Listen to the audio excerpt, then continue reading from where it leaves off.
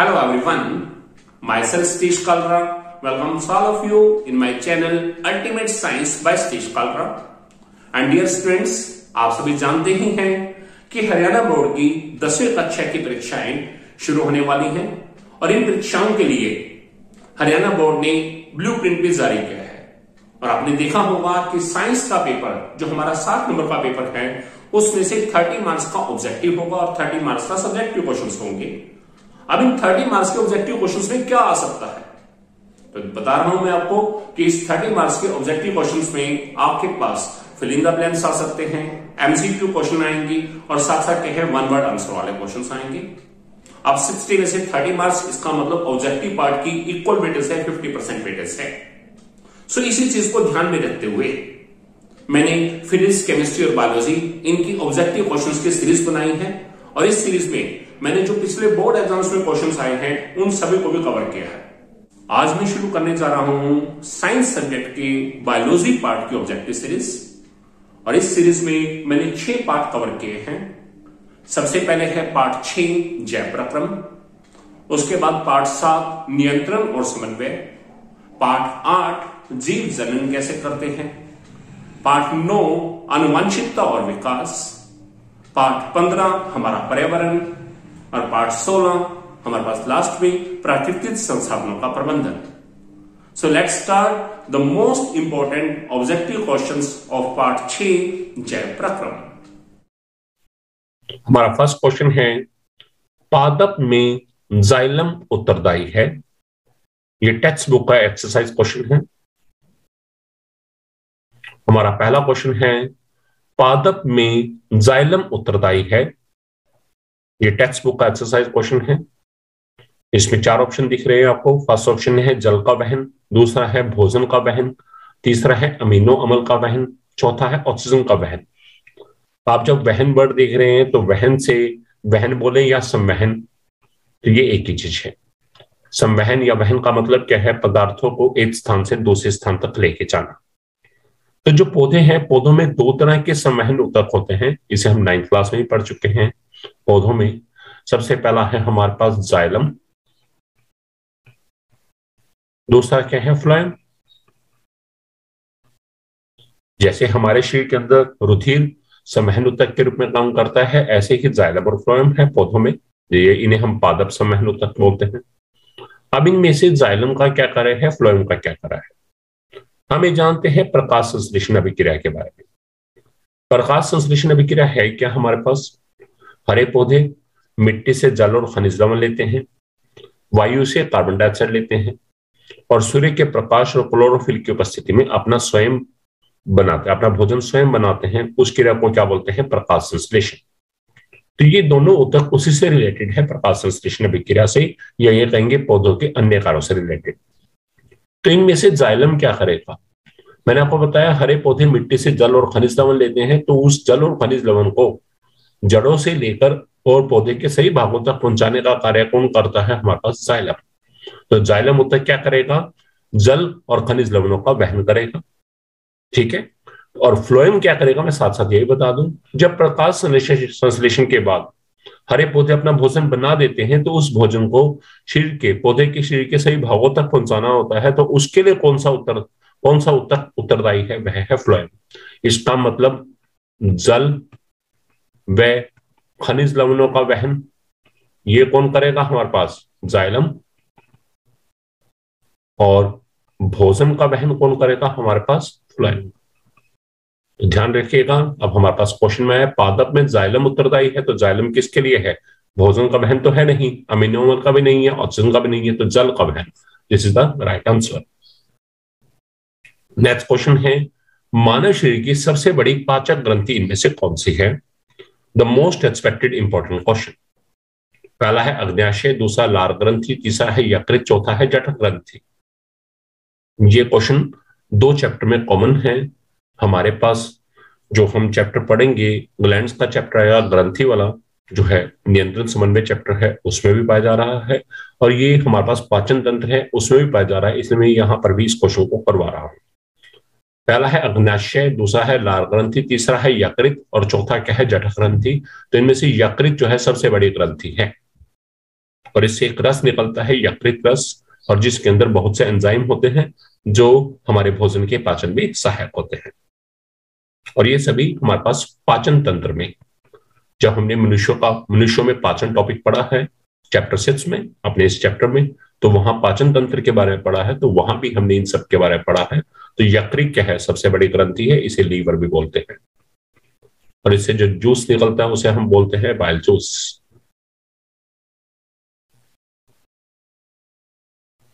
Next question,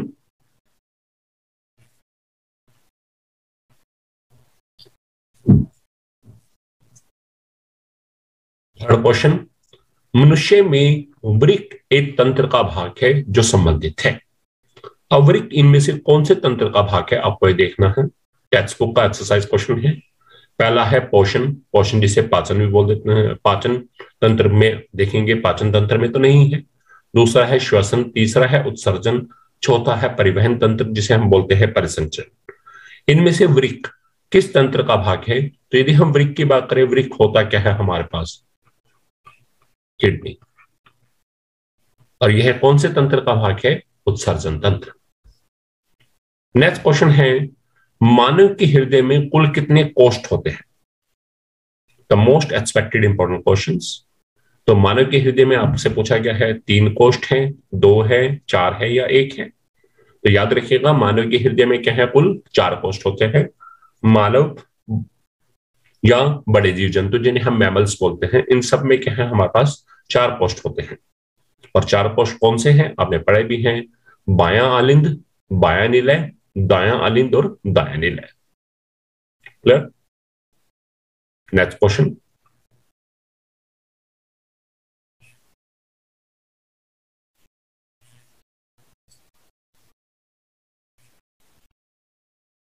next question है, मानव रक्त के पीएच का मान क्या है?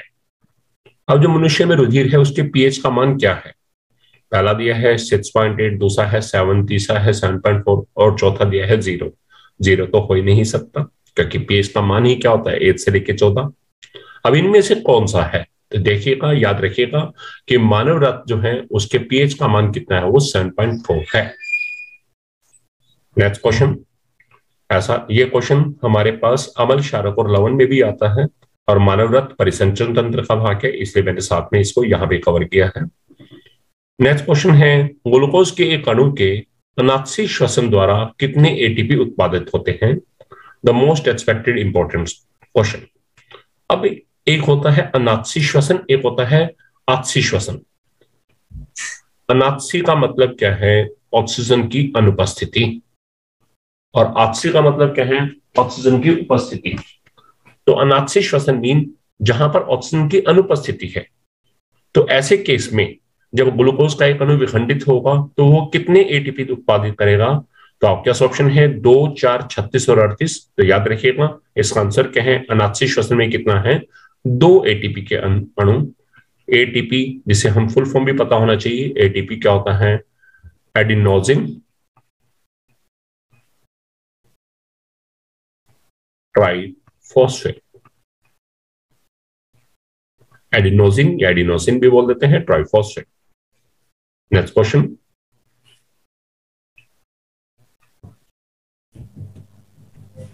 नेक्स्ट क्वेश्चन है, मानव शरीर में नेक्स्ट क्वेश्चन है, मानव शरीर में प्लेटलेट्स का क्या कार्य है?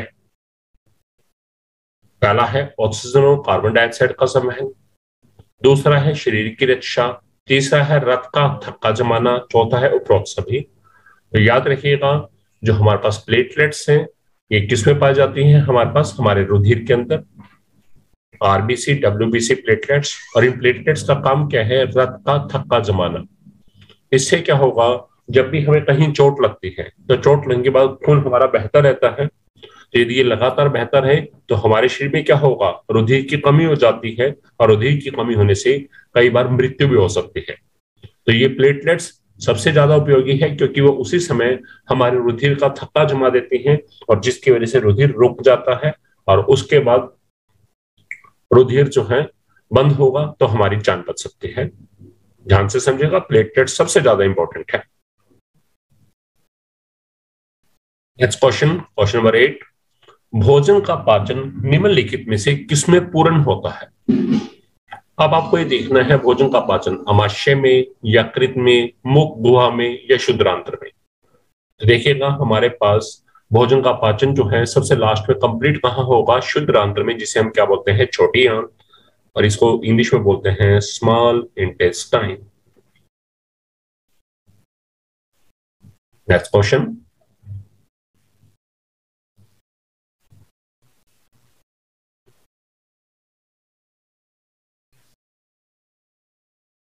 नेक्स्ट क्वेश्चन है ग्लूकोज के एक अणु के पूर्ण ऑक्सीकरण से कितने एटीपी उत्पादित होते हैं? The most expected important question. अब ऑप्शंस हैं 2, 4, 36 और 38। तो हमें यहां देखना है, मैंने आपको इससे पहले भी एक क्वेश्चन आया था, वो था अपूर्णाक्सीकरण, ये है पूर्णाक्सीकरण। याद रखिएगा जब भी अपूर्णाक्सीकरण है, जिसे हम अनाच्छी श्वसन बोलते हैं, ठीक है, तो उस समय में क्या है, हमारे पास 2 एटीपी उत्पादित होते हैं, और जिस समय पूर्ण ऑक्सीकरण होगा उसे हम ये बोल सकते हैं एरोबिक रेस्पिरेशन। उस समय में हमारे पास कितने निकलेंगे? हमारे पास यहाँ 36 अणु, एटीपी के 36 अणु। नेक्स्ट क्वेश्चन, मनुष्य में इनमें से कौन सा श्वसनीय वर्णक है? The most expected important question. इसमें 4 ऑप्शन है, प्लाज्मा, लसिका, हीमोग्लोबिन या लार। अब क्या होता है श्वसनीय वर्णक? इसका मतलब एक ऐसा वर्णक, शरीर के अंदर पाए जाने वाला एक ऐसा वर्णक या एक ऐसा पदार्थ जो श्वसन अभिक्रिया में सहायक हो।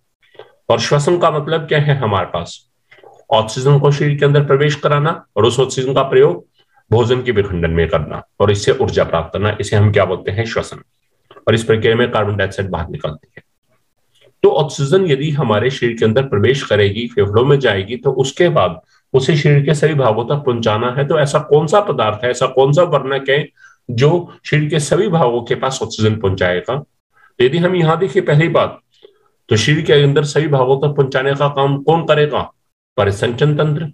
और आप देखिएगा जो लार है वो तो पाचन तंत्र का भाग है, इसका ये तो है ही नहीं। अब इन तीनों में से देखिए प्लाज्मा, लसिका या हीमोग्लोबिन, तो ध्यान दीजिएगा बहुत ही इंपॉर्टेंट क्वेश्चन है, हायर क्लासेस में पूछा जाता है। हीमोग्लोबिन इसका आंसर है। अब हीमोग्लोबिन कैसे होगा?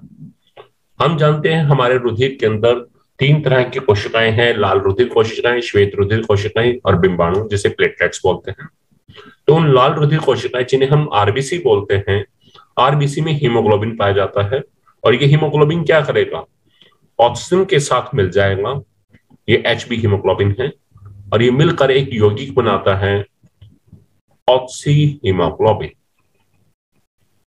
और इस ऑक्सी हीमोग्लोबिन यौगिक के रूप में ही यह हमारे शरीर के अंदर एक भाग से दूसरे भाग तक ऑक्सीजन को लेकर जाएगा और वहां पर उन्हें ऑक्सीजन प्रोवाइड करेगा, ऑक्सीजन प्रदान करेगा। तो हीमोग्लोबिन क्या है? यह है हमारा उत्तर, श्वसनीय वर्णक, जो ऑक्सीजन के ट्रांसपोर्ट में, ऑक्सीजन के परिसंचरण में, या कहेंगे ऑक्सीजन के वहन में सहायक है, वो है हमारे पास haemoglobin. So haemoglobin is the right answer. Next question,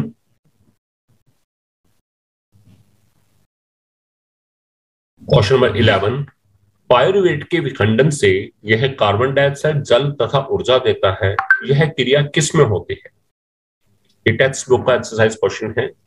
pyruvate का विखंडन आपने श्वसन में पढ़ा, और उससे कार्बन डाइऑक्साइड, जल तथा ऊर्जा, ये 3 चीज देनी है। यह क्रिया किस में होगी? कोशिका द्रव्य में, ऑप्शन देखिएगा, कोशिका द्रव्य में, माइटोकॉन्ड्रिया में, हरित लवक जिसे हम क्लोरोफिल बोलते हैं उसमें, या फिर क्या है केंद्रक में। यदि हम यहां देख के चलें, पहली बात कि हमारे पास जो इनमें से ऐसा कौन सा है, कोशिका का ऐसा कौन सा भाग है जहां पर पायरुवेट के विखंडन से कार्बन डाइऑक्साइड, जल और ऊर्जा मिल रही है, वह है हमारे पास माइटोकॉन्ड्रिया, जिसे हम कोशिका का बिजली घर भी बोलते हैं। याद रखिएगा 9th क्लास में पढ़ा है, कोशिका का बिजली घर क्या है? माइटोकॉन्ड्रिया। पायरुवेट का विखंडन यही होगा, कार्बन डाइऑक्साइड, जल और ऊर्जा होगी, इससे उत्पन्न होगी, और ऊर्जा किस रूप में निकलेगी? एटीपी। अभी आपको मैंने पहले बताया हुआ था, एटीपी की फुल फॉर्म क्या है? Adenosine triphosphate. नेक्स्ट क्वेश्चन, निम्नलिखित में से किस जीव में रुधिर का एकल परिसंचरण होता है? एकल परिसंचरण मीन रुधिर शरीर के अंदर सिर्फ एक ही बार जाएगा, ठीक है। The most expected important question. अब यहाँ 4 ऑप्शन है, मनुष्य, चिड़िया, शेर और मछली।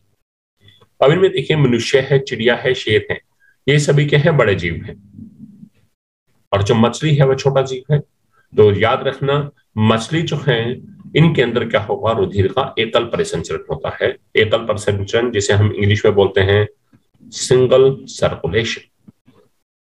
इसका मतलब इनमें रुधिर शरीर के अंदर केवल एक ही बार प्रवेश करता है।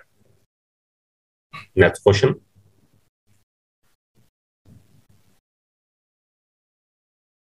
क्वेश्चन नंबर 13, निम्नलिखित में से किसमें वी ऑक्सीजनित रुधिर पाया जाता है? वी ऑक्सीजनित मतलब इसे इंग्लिश में बोलते हैं डी ऑक्सीजनेटेड ब्लड।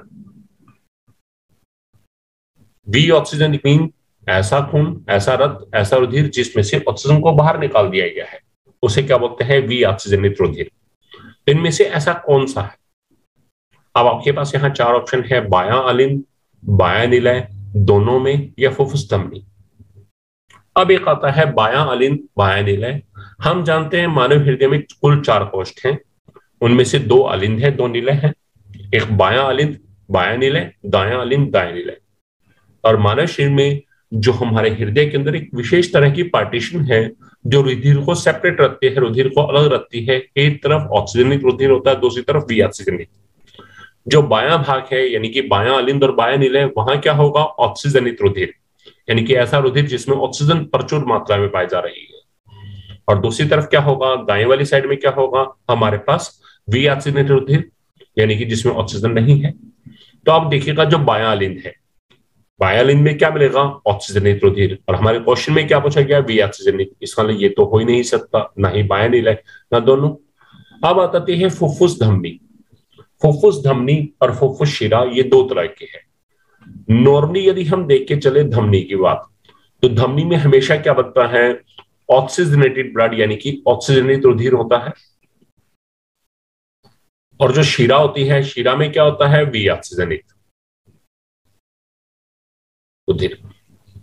ठीक है, नॉर्मली ऐसा होता है कि कोई भी धमनी होगी उसमें ऑक्सीजनेटेड ब्लड यानी कि ऑक्सीजनित रुधिर होगा और शिरा में वी ऑक्सीजन रुधिर होगा। लेकिन हमारे शरीर के अंदर जैसे हमारे पास विज्ञान में अपवाद पढ़ते हैं कि इसके गुण दूसरों से अलग हैं, उसी तरह से एक ऐसी धमनी है और एक ऐसी शिरा है जो नॉर्मल से हटकर है। वो कौन सी है, फुफ्फुस धमनी और फुफ्फुस शिरा। फुफ्फुस धमनी जिसे इंग्लिश में हम बोलते हैं पल्मोनरी आर्टरी। अब इसमें क्या होगा, है ये धमनी है, होना कौन सा चाहिए, इसके अंदर ऑक्सीजन रुधिर, लेकिन इसमें क्या है, वी ऑक्सीजनित। और इसी तरह फुफ्फुस शिरा जो है, शिरा है, उसमें क्या होना चाहिए, वी ऑक्सीजनित, लेकिन यहां पर फुफ्फुस शिरा में क्या है, ऑक्सीजनित है, यानी कि उल्टा है। तो इसका मतलब फुफ्फुस धमनी क्या है, एक ऐसी धमनी है जिसमें क्या है, हमारे पास वी ऑक्सीजनित रुधिर पाया जाता है। याद रखिएगा, बहुत ही इंपॉर्टेंट क्वेश्चन है। सो ये हमारा फुफ्फुस धमनी, this is the right answer. इससे मिलता जुलता फुफ्फुस शिरा का क्वेश्चन भी आ सकता है, वहां पर ऑक्सीजनित रुधिर की बात आएगी।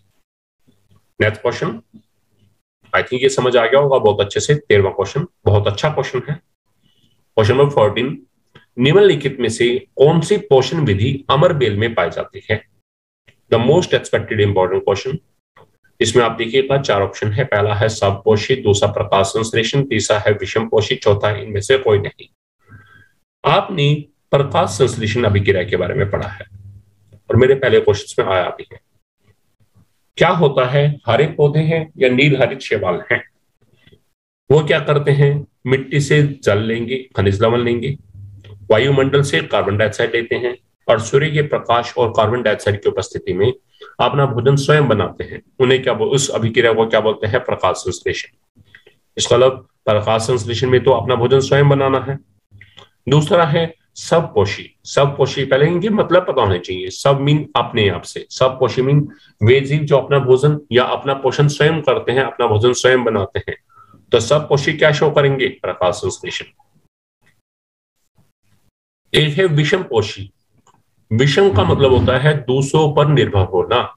विषम पोषी मीन जो अपना भोजन स्वयं नहीं बना सकते और वो अपने भोजन के लिए दूसरों पर निर्भर होते हैं, उन्हें क्या बोलते हैं, विषम पोषी। ठीक है, तो हमें इन तीनों में से देख के चलना है कि प्रकाश पोषण विधि, कौन सी पोषण विधि अमरबेल में पाई जाती है। तो याद रखिएगा, अमरबेल जो है अपना भोजन स्वयं नहीं बना सकती, उसे अपने भोजन पद के लिए दूसरों पर निर्भर रहना पड़ता है। इसलिए से कि इसके अंदर क्या होगा, सपोषित तो हो नहीं सकता और का संश्लेषण भी नहीं हो सकता, क्योंकि ये दोनों तो अपना भोजन स्वयं बनाने वाले विक्रियाएं हैं या अपना भोजन बनाने वाले स्वयं बनाने वाले जीव हैं। तो विषम पोषी जो है, this is the right answer, कि अमर बेल जो है अपना भोजन स्वयं नहीं बना सकती या अपने भोजन के लिए दूसरों पर निर्भर रहती है। इसलिए विषम पोषी अमर बेल में कौन सी पोषण विधि होगी, विषम पोषी, जिसे हम हेट्रोट्रॉफिक न्यूट्रिशन भी बोलते हैं। Next question.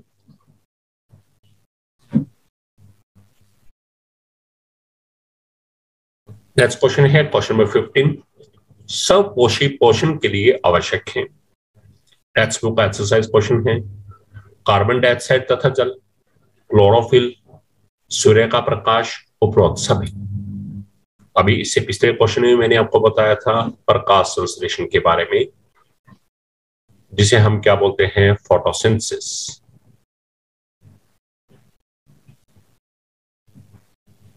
और साथ ही साथ सब पोषी पोषण के बारे में बताया था, इसे क्या बोलते हैं, ऑटोट्रॉफिक न्यूट्रिशन। क्या है प्रकाश संश्लेषण? हरे पौधे मिट्टी से जल और खनिज लवण लेते हैं, वायुमंडल से कार्बन डाइऑक्साइड लेते हैं और सूर्य के प्रकाश और क्लोरोफिल की उपस्थिति में अपना भोजन स्वयं बनाते हैं। इस प्रक्रिया को प्रकाश संश्लेषण कहते हैं और हरे पौधों को हम क्या बोलते हैं, सपोषी। अब जरा देखिएगा, सपोषी पोषण है यानी कि हरे पौधों से रिलेटेड है। तो मैंने आपको इसमें 3 चीजें बताई हैं, मिट्टी से जल और खनिज लवण, वायुमंडल से कार्बन डाइऑक्साइड और उसके अलावा सूर्य के प्रकाश की उपस्थिति। और हरे पौधों में पाया क्या जाता है, क्लोरोफिल। यानी कि ये सभी चीजें चाहिए भोजन बनाने के लिए। तो आप देखिए सब पोषी पोषण के लिए आवश्यक क्या है, कार्बन डाइऑक्साइड चाहिए, जल चाहिए, क्लोरोफिल भी चाहिए, मैंने बोला है कि इसकी उपस्थिति है, सूर्य का प्रकाश, इसकी उपस्थिति चाहिए। इसका लिए तो चारों ही चीजें चाहिए, तो इसका उत्तर क्या आएगा, उपरोक्त सभी। इसका लिए ये सभी चीजें चाहिए सब पोषी पोषण के लिए। This is very important question.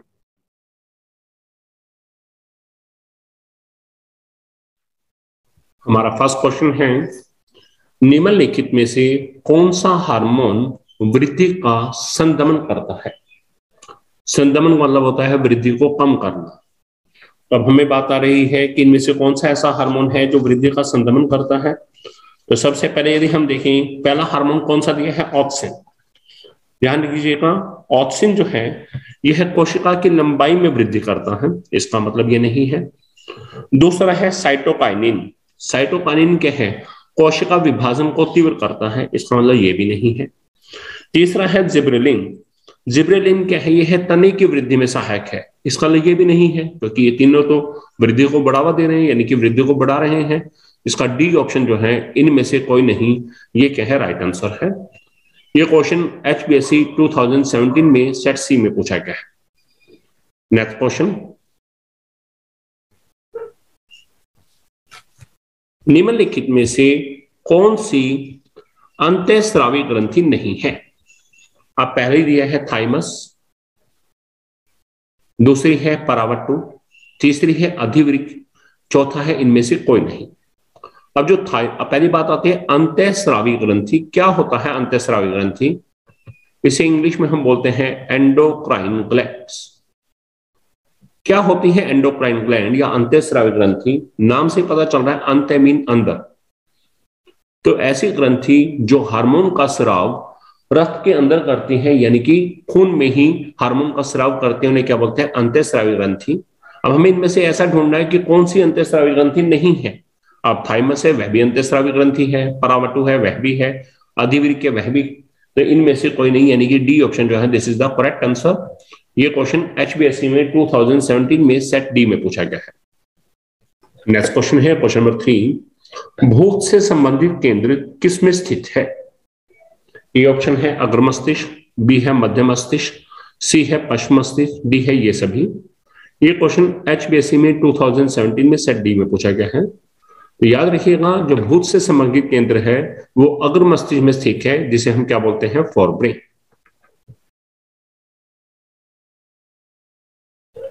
Next question,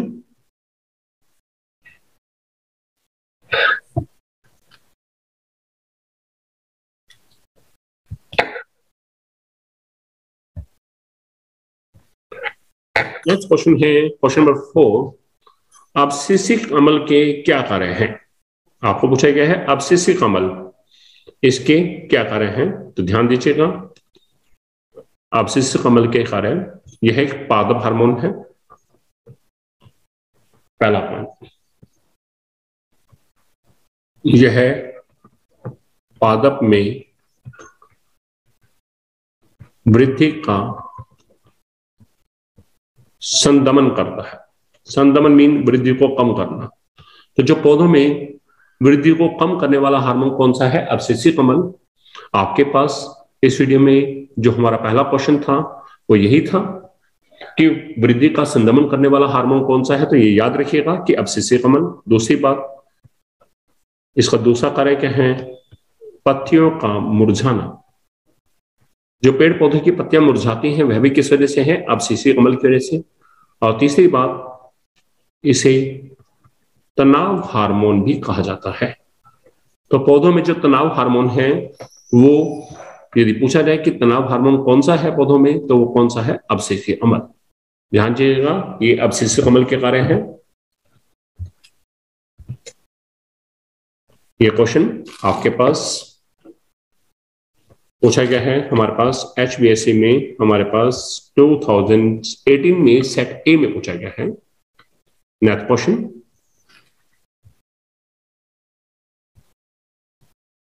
question number 5। निम्नलिखित में से कौन सा पश्च मस्तिष्क का भाग नहीं है? पश्च मस्तिष्क का भाग नहीं है, हमें यह देखना है ऐसा कौन सी चीज है या कौन सा पार्ट है जो पश्च मस्तिष्क का भाग नहीं है। ए ऑप्शन है पोन्स, बी है मेडुला, सी है अनुमस्तिष्क और डी है इनमें से कोई नहीं।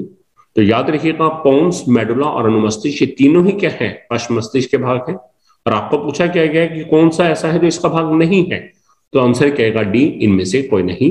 ये क्वेश्चन HPSC में 2018 में सेट ए में पूछा गया है।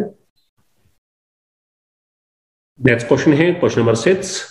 मेरु रज्जु किससे रक्षित होती है? तो ध्यान दीजिएगा, मेरु रज्जु को हम बोलते हैं स्पाइनल कॉर्ड। अब यह किससे रक्षित होती है, यानी कि कौन इसकी रक्षा करता है? और क्या 4 ऑप्शन है। ए है कपाल, कपाल जिसे स्कल बोलते हैं। बी है कशेरुकदंड, इसे बोलते हैं वर्टिब्रल कॉलम। सी है पसली, पसली को बोलते हैं मसल। और डी है इनमें से कोई नहीं। तो आपके पास इनमें से पूछा जा रहा है कि मेरु रज्जु किससे रक्षित होती है, यानी कि मेरु रज्जु की रक्षा कौन करेगा?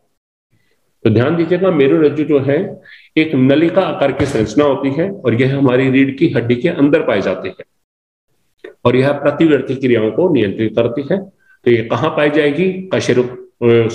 कहां पाई जाएगी? रीढ़ की हड्डी के अंदर। और कौन इसकी रक्षा करेगा? कशेरुकदंड, जिसे रीढ़ की हड्डी बोलते हैं, वर्टिब्रल कॉलम। सो ये है हमारा B option, this is the correct answer. और ये क्वेश्चन HPSC में 2018 में सेट बी में पूछा गया है। नेक्स्ट क्वेश्चन,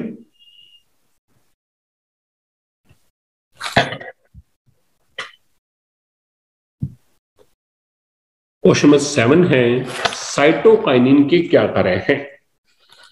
अब साइटोकाइनिन के कार्य यदि देखें तो क्या कार्य है साइटोकाइनिन के? नंबर 1,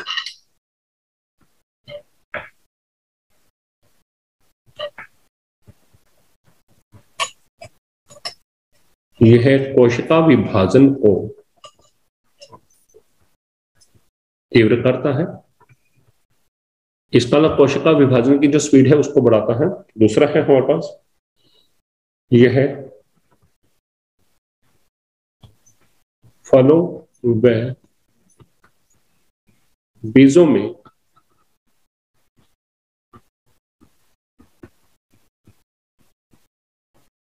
अधिक मात्रा में पाया जाता है। तो जो फल है या बीज है उनमें ये बहुत अधिक मात्रा में पाया जाता है। यह है साइटोकाइनिन के कार्य। नेक्स्ट क्वेश्चन है क्वेश्चन नंबर 8। निम्नलिखित में से कौन सी ग्रंथि हार्मोन और एंजाइम दोनों स्रावित करती है? ए ऑप्शन है अवटु, बी ऑप्शन परावटु, सी है अधिवृक्क और डी क्या है? अग्नाशय। तो ऐसी कौन सी ग्रंथि है जो एंजाइम भी स्रावित करती है और हार्मोन भी? तो जो अवटु है, अवटु को हम बोलते हैं थायराइड, परावटु को बोलते हैं पैराथायराइड अधिवृक्क को बोलते हैं एड्रनल और अग्नाशय को बोलते हैं पैंक्रियाज। और आपने पैंक्रियाज के बारे में, अग्नाशय के बारे में पाचन तंत्र में पढ़ा है। और पाचन तंत्र में क्या है, भोजन का पाचन करने में कुछ विशेष पदार्थ यूज होते हैं जिन्हें क्या बोलते हैं, एंजाइम। इसका अग्नाशय एंजाइम स्रावित करती है। और अग्नाशय क्या है, एक अंतःस्रावी ग्रंथि भी है और यह एक इंसुलिन नाम का हार्मोन है, वो भी स्रावित करते हैं। इसका मतलब यह एक ऐसी ग्रंथि है जो एंजाइम और हार्मोन दोनों स्रावित करते हैं। So D option, this is our correct answer. So ये क्वेश्चन एचबीएससी में 2018 में सेट सी में पूछा गया है। Next question, question number 9, gibberellin के क्या कार्य हैं। अब जिब्रेलिन क्या है, यह भी एक पादप हार्मोन है। अब इसके क्या कार्य हैं, ध्यान दीजिएगा। यह पादप हार्मोन तने की वृद्धि में सहायक है। इसका मतलब तने की जो वृद्धि है उसके लिए कौन सहायक है हमारे पास, जिब्रेलिन। ये क्वेश्चन एचबीएससी में 2018 में सेट सी में पूछा गया है। नेक्स्ट क्वेश्चन,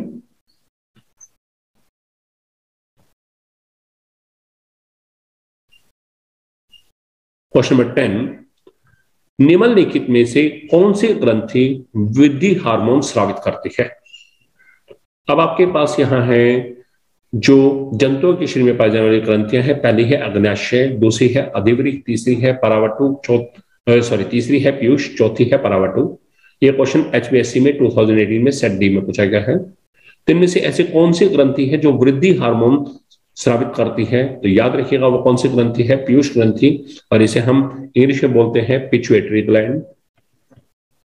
ग्रंथि को ग्लैंड बोला जाता है। और याद रखिएगा पीयूष ग्रंथि को मास्टर ग्रंथि भी कहा जाता है।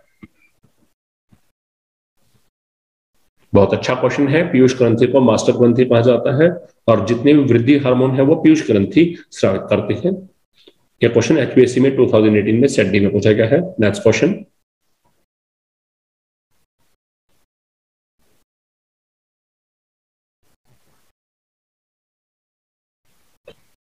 क्वेश्चन नंबर 11 है हमारे पास, निम्नलिखित में से कौन सा हार्मोन पादपों की वृद्धि में सहायक है।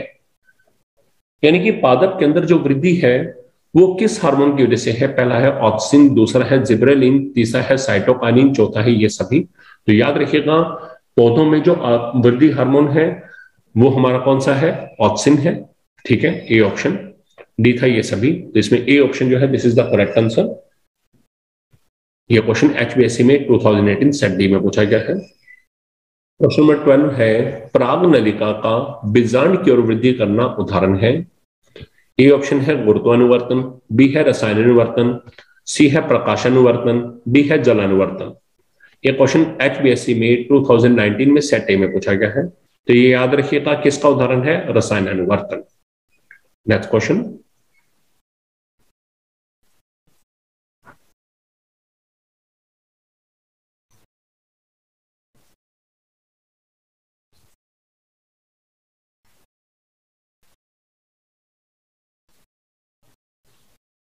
नेक्स्ट क्वेश्चन है क्वेश्चन नंबर 13, एड्रेनलिन हार्मोन स्रावित करने वाली ग्रंथि का नाम क्या है। याद रखिएगा इसका नाम क्या है, एड्रिनल ग्रंथि। इसका दूसरा नाम है अधिवृक्क ग्रंथि। तो याद रखना एड्रेनलिन हार्मोन जो है एड्रिनल ग्रंथि से निकलता है, जिसे हम अधिवृक्क ग्रंथि भी बोलते हैं। यह क्वेश्चन एचपीएससी में 2019 में सेट ए में पूछा गया है। नेक्स्ट क्वेश्चन,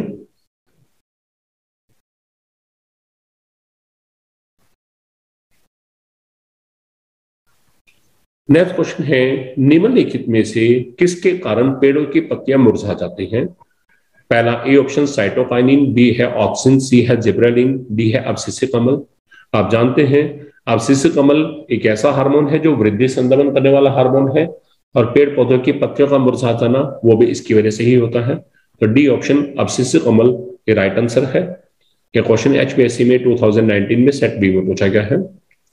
नेक्स्ट क्वेश्चन,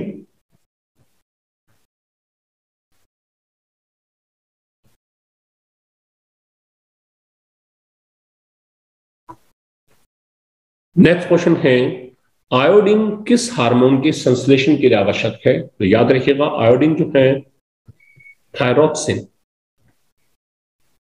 हमें से थोड़ा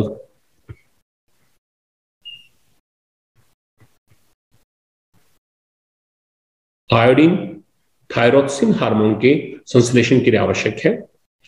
और यदि इसलिए कहा जाता है कि हमारे नमक में आयोडीन होना चाहिए, क्योंकि यदि हार्मोन नहीं होगा तो उसकी वजह से एक गाइटर नाम का रोग हो जाता है। गाइटर में क्या होगा, गर्दन जो है वो फूल जाती है।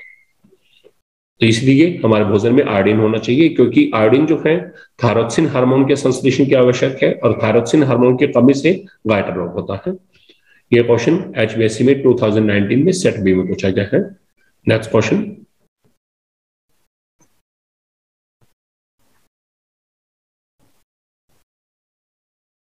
क्वेश्चन नंबर 16, लार आना कौन सी क्रिया है?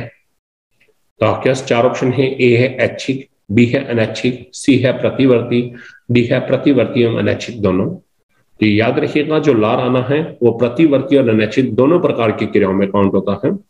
ये क्वेश्चन भी HBSC 2019 सेट सी में पूछा गया है, और डी ऑप्शन जो है this is the correct answer. Next question,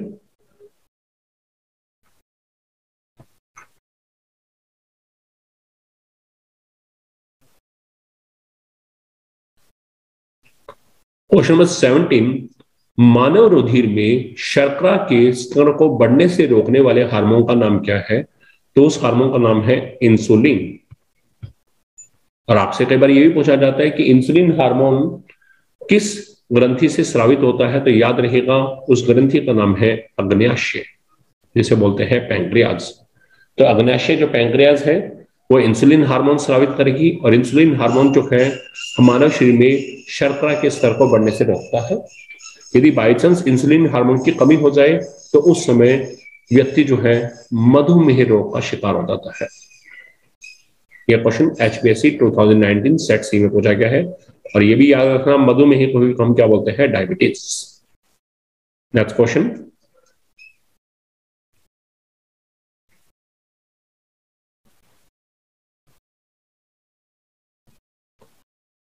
next question है क्वेश्चन नंबर 18, तंत्रिका कोशिका का कौन सा भाग ज्ञानेंद्रियों से सूचना को उपार्जित करता है? इसका ज्ञानेंद्रियों से सूचना को किसने ग्रहण किया?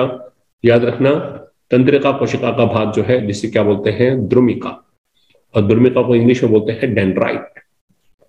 तो द्रुमिका एक ऐसा भाग है तंत्रिका कोशिका का जो ज्ञानेंद्रिय से सूचना को उपार्जित करता है। यह क्वेश्चन HBSC 2019 सेट डी में पूछा गया है। नेक्स्ट क्वेश्चन, क्वेश्चन नंबर 19,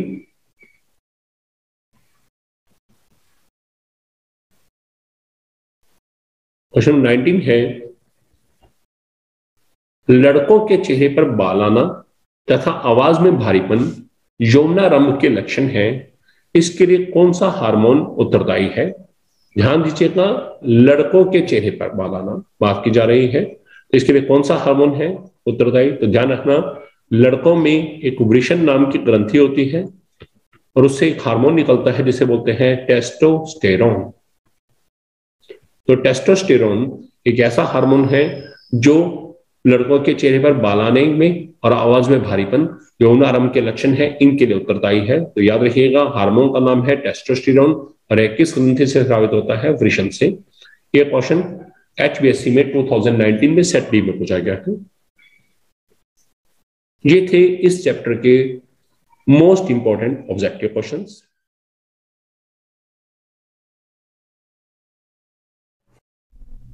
हमारा पहला क्वेश्चन है, निम्न में से किसमें बहुखंडन होता है? बहुखंडन का मतलब क्या है? बहुत से जीवों में बंटना। इसका मतलब एक जीव यदि बहुत सारे जीवों में डिवाइड होता है, बहुत सारे जीवों में टूटकर बहुत सारे जीव इकट्ठे बनाता है, उसे बोलते हैं बहुखंडन। यह क्वेश्चन HBSC में 2000 मार्च 18 में 2018 के सेट डी में आया है। अब हमारे पास ऑप्शन है, एक है अमीबा में, दूसरा है अमीबा और लेशमानिया दोनों में, तीसरा है प्लाज्मोडियम में, चौथा है लेशमानिया में। अब याद रखिएगा, जो अमीबा है और जो हमारे पास लेशमानिया है, इन दोनों के अंदर होता है हमेशा द्विखंडन। इसका मतलब एक जीव द्विखंडन दो जीवों में विभाजित होगा। और प्लाज्मोडियम जो है इसमें होता है बहुखंडन। इसका मतलब प्लाज्मोडियम जो है इसमें एक जीव बहुत से जीवों में विभाजित होगा, तो प्लाज्मोडियम में ये इसका आंसर है। नेक्स्ट क्वेश्चन, प्लेसेंटा किस में धंसा होता है? प्लेसेंटा क्या है? एक ऐसी तश्तरीनुमा संरचना जिससे भ्रूण को पोषण मिलता है। अब बात आती है कि ये कहाँ धंसा होता है। अब भ्रूण हम जानते हैं मादा के अंदर पाया जाता है, तो ये आपके पास ऑप्शन दिए हैं गर्भाशय में, अंडवाहिका में, ग्रीवा में या योनि में।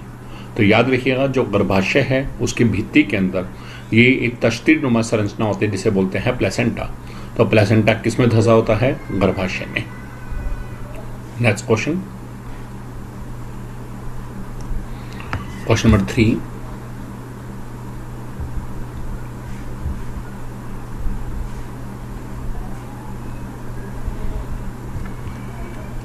अलैंगिक जनन मुकुलन द्वारा निम्न में से किस में होता है? अब हम जानते हैं अलैंगिक जनन क्या है। ऐसा जनन केस है एक ऐसी विधि जिससे केवल एक जीव ही प्रयोग में आता है, यानी कि केवल एक जीव ही भाग लेता है, उसे बोलते हैं अलैंगिक जनन। अब उनकी बहुत सारी विधियां हैं, मुकुलन है, द्विखंडन है, बहुखंडन है। अब बात आती है मुकुलन विधि द्वारा इनमें से किस में होगा अलैंगिक जनन? पहला है लेशमानिया में, दूसरा अमीबा, तीसरा प्लाज्मोडियम और चौथा है यीस्ट। अभी आपने पढ़ा अमीबा और लेशमानिया में क्या है? द्विखंडन है। प्लाज्मोडियम में क्या है? बहुखंडन है। और यीस्ट के अंदर क्या है? हमारे पास मुकुलन है। तो हमारा आंसर क्या है? यीस्ट। नेक्स्ट क्वेश्चन, ये क्वेश्चन टेक्स्ट बुक का एक्सरसाइज क्वेश्चन है।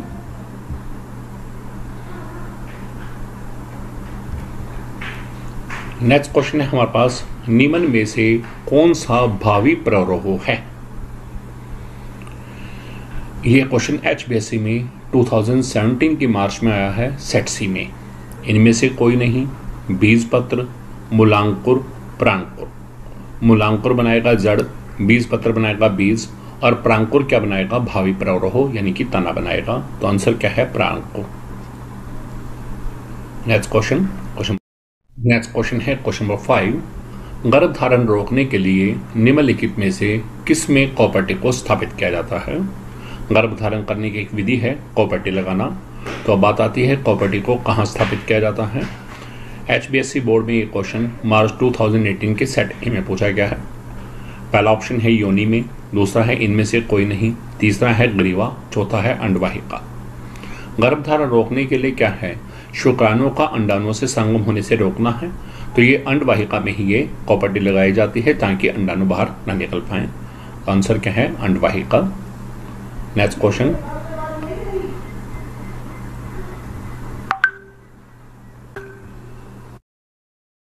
क्वेश्चन नंबर 6, निम्नलिखित में से किसमें पैदा होने वाले जीव आनुवांशिक रूप से भिन्न होते हैं? यानी कि माता पिता से भिन्न होंगे कौन? नए पैदा होने वाले जीव जिन्हें संतति बोलते हैं। यह क्वेश्चन HBSC बोर्ड में मार्च 2017 के सेट सी में पूछा गया है। पहला ऑप्शन है अलैंगिक जनन। अलैंगिक जनन क्या है? जिसमें केवल एक जीव प्रयोग में होगा, यह है सभी। तीसरा ऑप्शन है कायिक प्रवर्धन। यह भी अलैंगिक जनन की विधि है, इसमें भी एक ही जीव प्रयोग हो रहा है या उसके भाग यूज हो रहे हैं। लास्ट है लैंगिक जनन। लैंगिक जनन क्या है? जिसमें नर और मादा दोनों की आवश्यकता है। तो जब नर और मादा दोनों की आवश्यकता होगी तभी क्या एक नया जीव पैदा होगा और वो आनुवंशिक रूप से भिन्न होगा। सो हमारा आंसर है हमारे पास लैंगिक जनन। नेक्स्ट क्वेश्चन नंबर 7,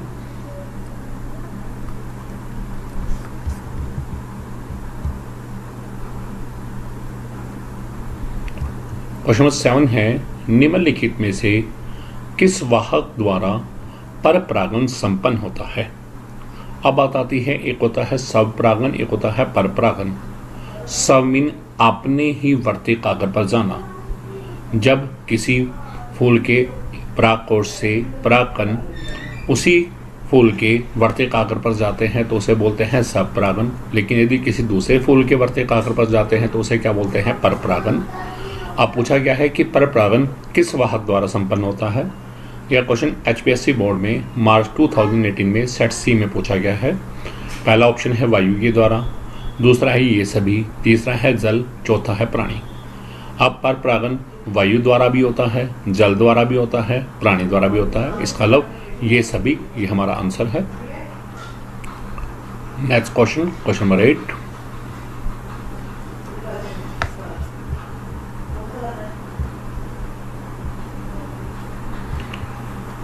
प्लाज्मोडियम किससे विभाजित होता है? आप पढ़ चुके हैं, अमीबा और लेशमानिया में द्विखंडन और प्लाज्मोडियम में बहुखंडन। तो ये क्वेश्चन HBSC बोर्ड में मार्च 2017 के सेट बी में पूछा गया है। सो आंसर क्या है हमारे पास? बहुखंडन।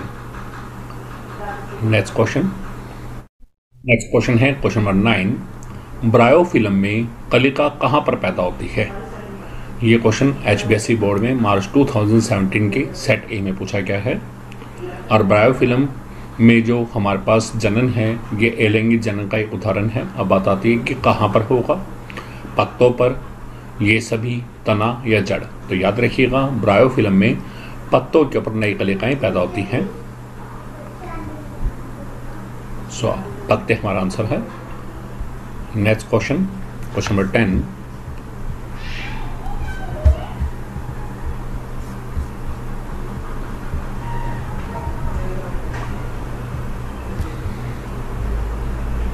क्वेश्चन नंबर 10 है हमारे पास,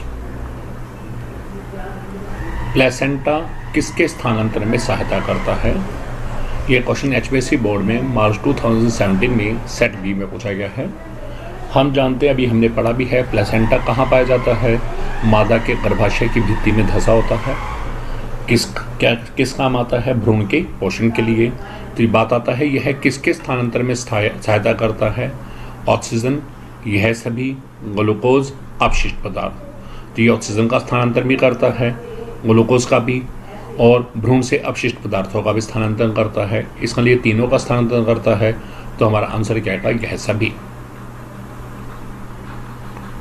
नेक्स्ट क्वेश्चन,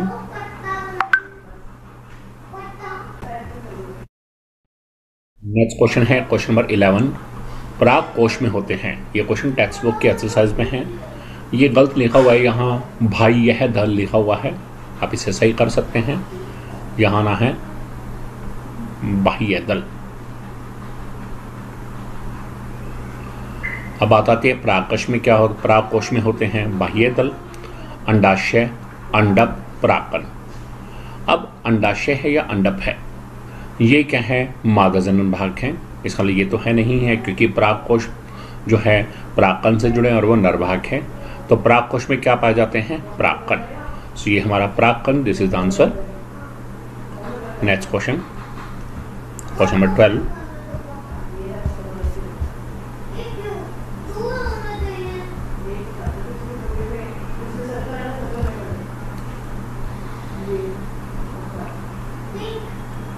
क्वेश्चन नंबर 12 है, शुक्राणु का उत्पादन कौन करता है? अब नर के अंदर जो जनन की कोशिका है उसे बोलते हैं शुक्राणु। तो शुक्राणु का उत्पादन कौन करता है? ये क्वेश्चन HBSC बोर्ड में मार्च 2017 में सेट ए में पूछा गया है। पहला है वृषण कोश, दूसरा शुक्राशय, तीसरा है इनमें से कोई नहीं, और चौथा है प्रोस्टेट ग्रंथि। तो याद रखिएगा, शुक्राणु कहाँ पैदा होते हैं? वृषण के अंदर। तो वृषण कोश में इनका उत्पादन होता है।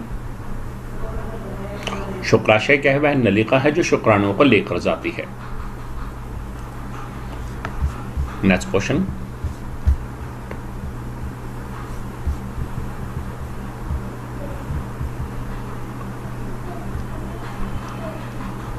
है हमारे पास, निम्नलिखित में से कौन मादा जनन तंत्र का भाग नहीं है? यह क्वेश्चन भी टेक्स्ट बुक एक्सरसाइज क्वेश्चन है, पाठ्य पुस्तक के अभ्यास से है, बहुत इंपॉर्टेंट क्वेश्चन है।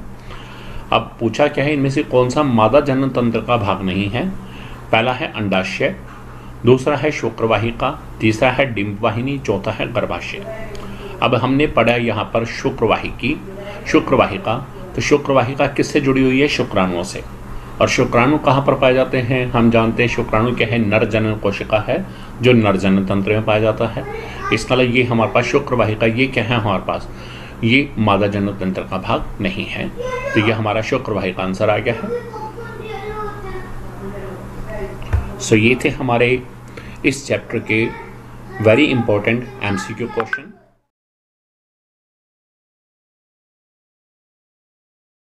हमारा फर्स्ट क्वेश्चन है, मानव शरीर में गुणसूत्र निम्नलिखित में से किस पदार्थ के बने होते हैं? गुणसूत्र जिसे हम क्रोमोसोम्स भी बोलते हैं। तो बात आती है कि हमारे शरीर में, मानव शरीर में गुणसूत्र निम्नलिखित में से किस पदार्थ के बने होते हैं? This is the most expected question. अब हमारे पास ऑप्शन है, एक है प्रोटीन, दूसरा है डीएनए, तीसरा है डीएनए और प्रोटीन दोनों, और चौथा है विटामिन। तो यहां सबसे पहले बात कर रहा हूं डीएनए। डीएनए होता क्या है हमारे पास? डीएनए की फुल फॉर्म बहुत पूछी जाती है, डीऑक्सी राइबो न्यूक्लिक अम्ल। मानव शरीर में जो कोशिकाएं हैं, कोशिकाओं के केंद्रक में डीएनए पाया जाता है।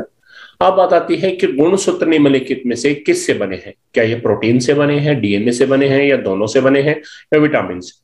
तो याद रखिएगा, मानव शरीर में जो गुणसूत्र हैं वो डीएनए और प्रोटीन दोनों से बने हैं। सो ये ऑप्शन जो है, this is the correct answer.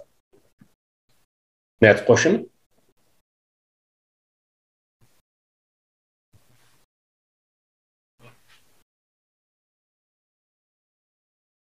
Question number 2 है, निम्नलिखित में से आनुवंशिकता की इकाई है?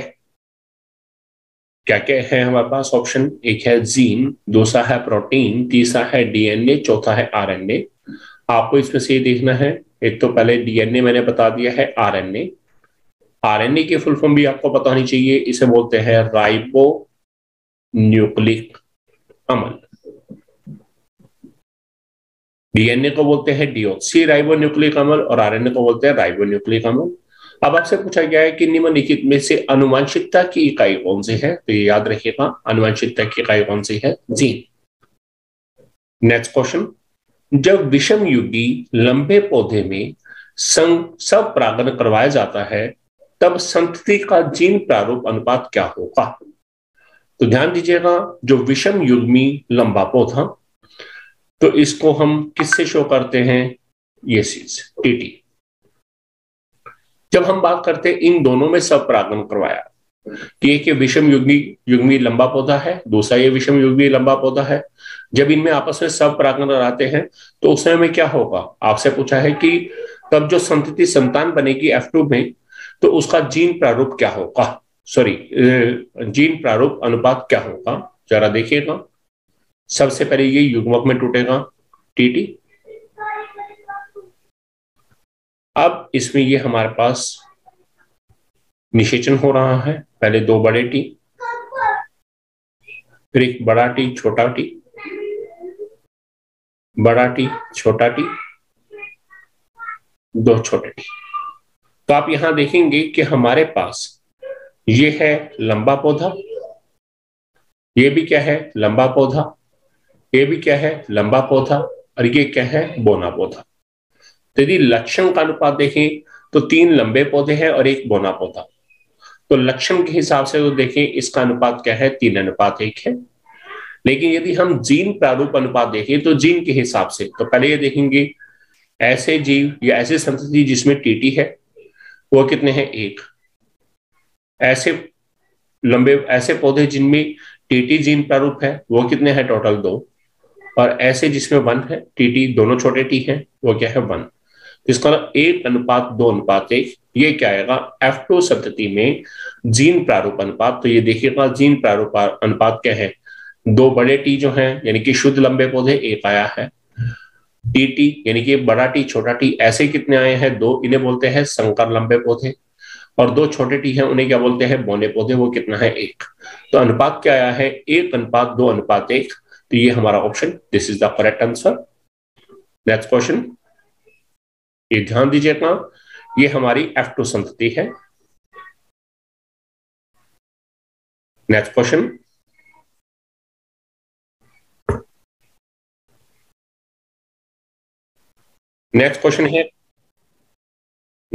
क्वेश्चन नंबर 4, आनुवंशिकता के नियमों की खोज सर्वप्रथम किसने की? अब आपके पास यहाँ 4 ऑप्शन है। पहला है चार्ल्स डार्विन, दूसरा है रॉबर्ट हुक, तीसरा है जीजे मेंडल, चौथा है लेमार्क। तो याद रखिएगा कि जो आनुवंशिकता के नियम है उसकी खोज किसने की है? जीजे मेंडल ने। और मेंडल ने मटर के पौधे को चुना था और उसके बाद उसे नियम निकाले थे, आनुवंशिकता के नियम। नेक्स्ट क्वेश्चन, मटर के पौधे का इनमें से कौन सा प्रभावी लक्षण है? एक है गोल बीज, एक है सफेद फूल, एक है हरे फूल, एक है बौने पौधे। याद रखिएगा, आपने वहां पर पढ़ा है जब मटर के पौधे का हम द्विसंकरण क्रॉस कराते हैं तो वहां पर जो हम लेते हैं वहां कौन सा लेते हैं? गोल पीले बीज वाला पौधा। और उसका किसके साथ संकरण कराते हैं? झुर्रीदार हरे पौधे के साथ। तो यानी कि गोल जो है ये कौन सा लक्षण है? प्रभावी। झुर्रीदार कौन सा है? अप्रभावी। ऐसे ही पीले जो है ये क्या है? प्रभावी। और हरा क्या है? अप्रभावी। तो ये दोनों क्या है? ये दोनों है प्रभावी लक्षण। तो इसमें से गोल बीज जो है वो क्या है? प्रभावी है, जबकि सफेद फूल, हरे फूल, बौने पौधे ये सभी क्या है? अप्रभावी लक्षण है। Next question. नेक्स्ट क्वेश्चन है क्वेश्चन नंबर 6। होमोसेपियंस का उद्भव निम्नलिखित में से किसमें हुआ? ये क्वेश्चन HBSC में 2018 में सेट डी में पूछा गया है। आपको 4 स्थान बताए गए हैं। पहला है अमेरिका, दूसरा है भारत, तीसरा है एशिया, चौथा है अफ्रीका। तो हमें देखना है होमोसेपियंस जो मानव है, मानव का वैज्ञानिक नाम क्या है? होमोसेपियंस, मनुष्य का वैज्ञानिक नाम। तो अब बात आती है कि होमोसेपियंस का उद्भव इनमें से कहां हुआ? तो ये याद रखिएगा, सबसे पहले अफ्रीका पे। नेक्स्ट क्वेश्चन है निम्नलिखित में से कौन सा विषम युग्म स्थिति को प्रदर्शित करता है? This is the most expected question. विषम युग्मी नाम से पता चल रहा है, विषम का मतलब अलग अलग, युग्मी जोड़ा, यानी कि जीनों का एक ऐसा जोड़ा जिसमें दोनों जीन अलग अलग हों, तो उसे बोलते हैं विषम युग्मी। एक होता है समयुग्मी, उसमें क्या है? दोनों जीन एक जैसे हों। तो अब जरा देखिएगा, ये 2 बड़े टी हैं। तो ये 2 बड़े टी हैं, ये कौन से हैं? शुद्ध लंबे पौधे को प्रदर्शित कर रहा है। ऐसे 2 छोटे टी जो हैं ये शुद्ध बौने पौधे को प्रदर्शित कर रहा है। अब आपने देखा 2 बड़े टी में जो जीनों का जोड़ा है इसमें दोनों जीन एक जैसे हैं, इसका मतलब ये कैसा है? समयुग्मी है। ऐसे ही 2 छोटे टी वाले इस शुद्ध बौने पौधे में भी दोनों जीन एक जैसे हैं, दोनों ही छोटे टी हैं। ये भी किसको शो कर रहा है? समयुग्मी को। लेकिन इसे देखें, एक बड़ा टी एक छोटा टी है, इसे बोलते हैं संकर लंबा पौधा। और इस जीनों के जोड़े में क्या है? दोनों जीन अलग अलग हैं, तो ये कौन सा है हमारे पास? विषम युग्मी। तो इनमें से विषम युग्मी कौन सा है आप देख सकते हैं? विषम युग्मी वो कौन सा है? ये ऑप्शन है टी, एक बड़ा टी और एक छोटा टी। तो ये हमारा ऑप्शन, ये this is the right answer. Next question ध्यान दीजिएगा, समयुग्मी मीन दोनों जीन एक जैसे होना और विषम युग्मी मीन दोनों जीन अलग अलग होना। Next question.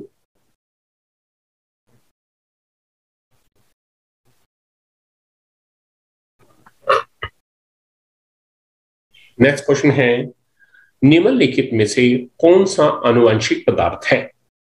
This is the most expected question. यहाँ आपके पास 4 ऑप्शन है। पहला है प्रोटीन, दूसरा है विटामिन, तीसरा है डीएनए, चौथा है इनमें से कोई नहीं। तो याद रखिएगा, आनुवंशिक पदार्थ इनमें से कौन सा है? वो है हमारे पास डीएनए। और आपको मैंने डीएनए की फुल फॉर्म बताई भी है, एक बार दोबारा बताता हूँ। डी का मतलब है डीऑक्सी राइबो, एन का मतलब है न्यूक्लिक, और ए का मतलब क्या है? अम्ल। डीऑक्सी राइबो न्यूक्लिक अम्ल। नेक्स्ट क्वेश्चन है क्वेश्चन नंबर 9। मेंडल ने अपने प्रयोगों के लिए किस पौधे को चुना? हम जानते हैं मेंडल ने आनुवंशिकता के नियम दिए, जिसने मेंडल ने, तो अब उसने किस पौधे को अपने नियमों के लिए चुना, अपने प्रयोगों के लिए चुना? पहला ऑप्शन है मूली, दूसरा है गेहूं, तीसरा है मटर, चौथा है गोभी।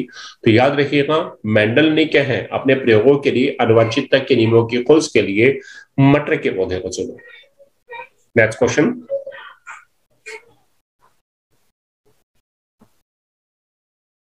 नेक्स्ट क्वेश्चन है मटर के पौधे के एक संकरण क्रॉस की F2 संतति में लक्षण प्रारूप अनुपात क्या होगा?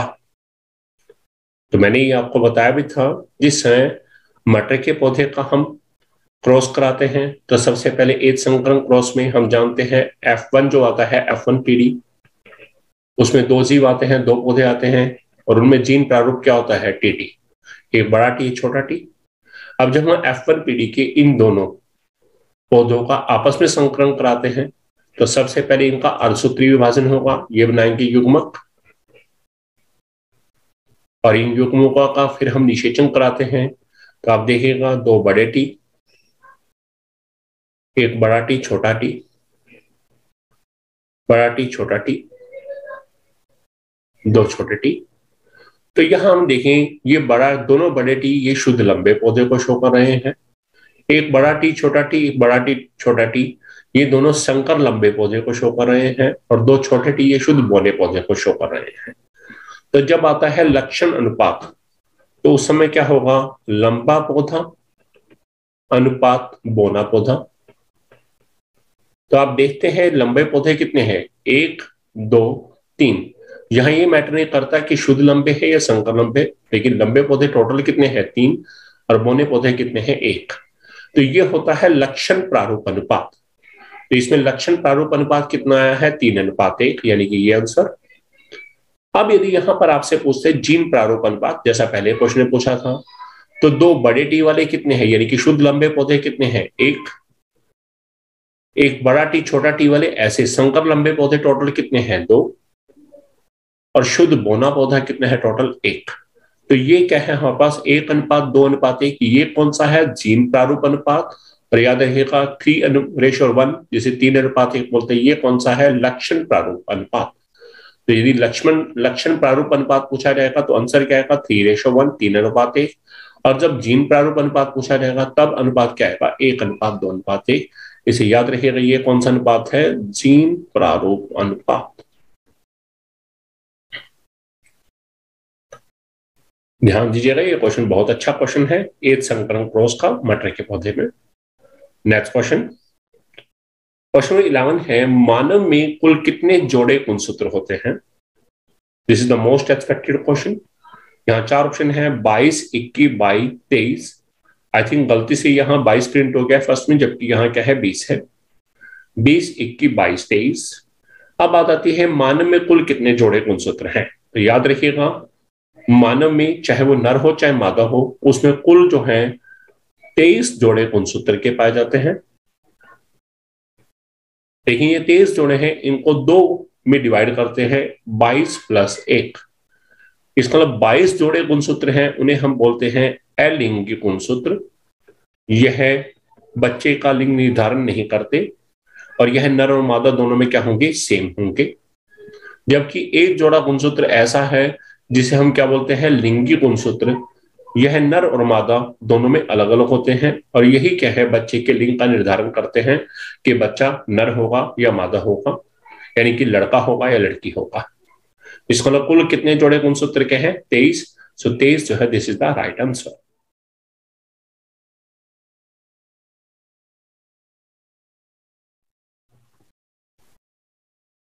हमारा क्वेश्चन नंबर 1 है, शाकाहारी कौन से पोषी स्तर पर आते हैं।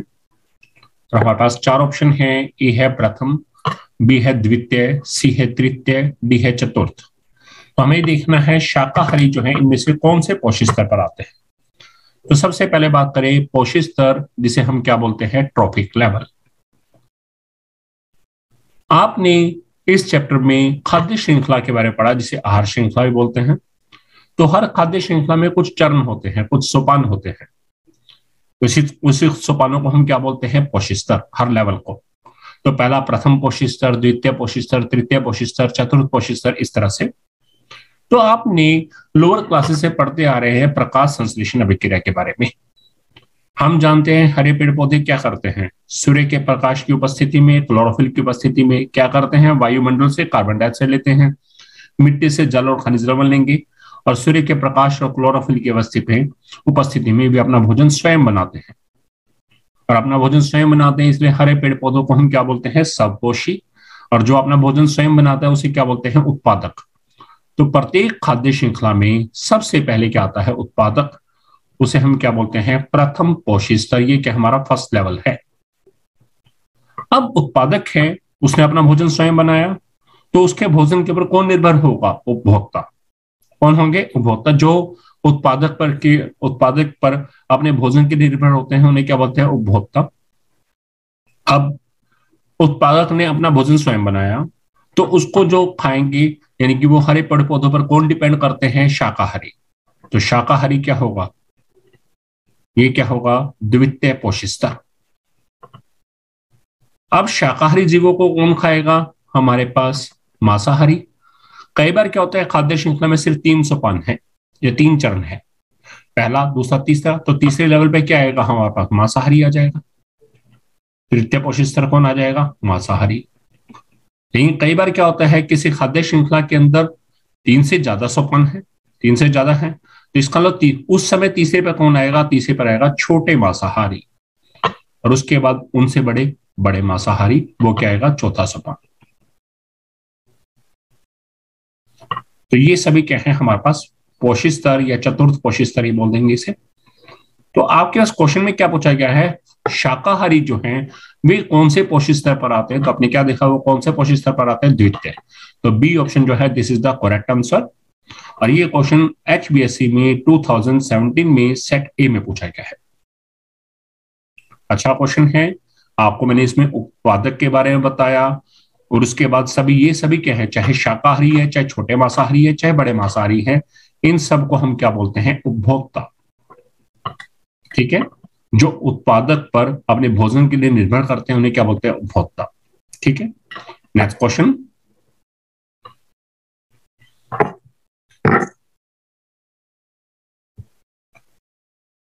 नेक्स्ट क्वेश्चन है क्वेश्चन नंबर 2, पारितंत्र की परिभाषा लिखिए।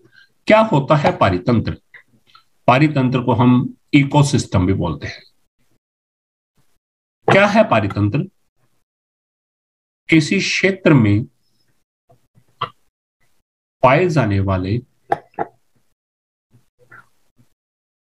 जैविक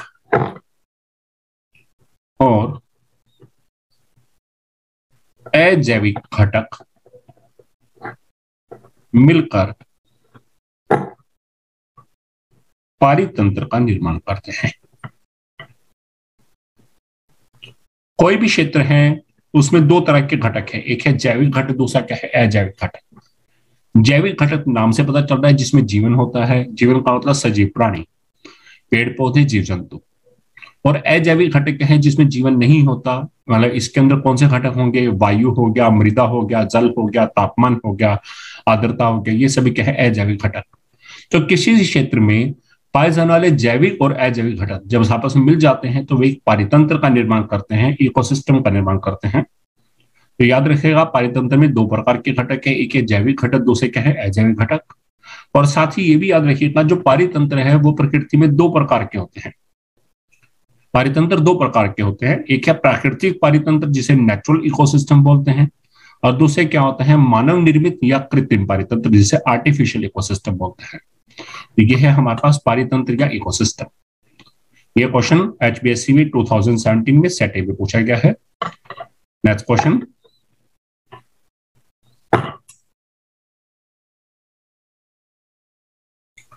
क्वेश्चन नंबर 3, द्वितीय उपभोक्ता कौन से पोषक स्तर पर आते हैं? आप जरा देखिएगा, द्वितीय उपभोक्ता आपके पास सही है, प्रथम, द्वितीय, तृतीय, चतुर्थ। ठीक है, ये 4 ऑप्शन है। हम जानते हैं सबसे पहला कौन सा है? उत्पादक। उसके बाद वाले सभी क्या होते हैं? उपभोक्ता। क्या होते हैं? उपभोक्ता। अब ये हो गया शाकाहारी, अभी अपने पढ़ा, छोटे मांसाहारी, उसके बाद बड़े मांसाहारी। मैंने आपको बताया उत्पादक के बाद वाले ये सभी क्या होते हैं? उपभोक्ता। ठीक है, अब जरा देखेंगे हम यहाँ पर, जो ये शाकाहारी है ये कैसे उपभोक्ता होंगे? प्राथमिक उपभोक्ता। छोटे मांसाहारी ये कौन से होंगे? द्वितीय उपभोक्ता। और बड़े मांसाहारी ये कैसे होंगे? तृतीय उपभोक्ता। और यदि लेवल देखें पोषक स्तर के बाद, ये कौन सा पोषक स्तर है? प्रथम पोषक स्तर। ये द्वितीय पोषक स्तर शाकाहारी। छोटे मांसाहारी तृतीय पोषक स्तर, और बड़े मांसाहारी क्या हो गया? चतुर्थ पोषक स्तर। तब आपको देखा है कि द्वितीय उपभोक्ता कौन से पोषक स्तर पर आते हैं, तो आप देखिएगा द्वितीय उपभोक्ता कौन से हैं यहाँ पर? छोटे मांसाहारी, और उनका पोषी स्तर कौन सा है? तृतीय। तो इसका मतलब द्वितीय उपभोक्ता कौन से पोषी स्तर पर आते हैं? तृतीय पोषी स्तर पर, यानी कि सी ऑप्शन जो है this is the right answer. अच्छा क्वेश्चन है, यहां पर आप ध्यान दीजिएगा। सबसे पहले उत्पादक, उसके बाद सभी क्या होते हैं? उपभोक्ता। जो सबसे पहले शाकाहारी है वो क्या होंगे? प्राथमिक उपभोक्ता। उसके छोटे मांसाहारी द्वितीय उपभोक्ता, उसके बाद वाले तृतीय उपभोक्ता, इसी तरह चलता रहेगा। और यदि लेवल की बात करें पोषी स्तर की, तो उत्पादक हमेशा कौन सा पोषी स्तर होगा? प्रथम पोषी स्तर। और उसके बाद वाला द्वितीय पोषी स्तर, तृतीय पोषी स्तर, चतुर्थ पोषी स्तर, इस तरह से चलता रहेगा। ठीक है, ये क्वेश्चन अच्छा क्वेश्चन है, ध्यान से देख लीजिएगा। Next question,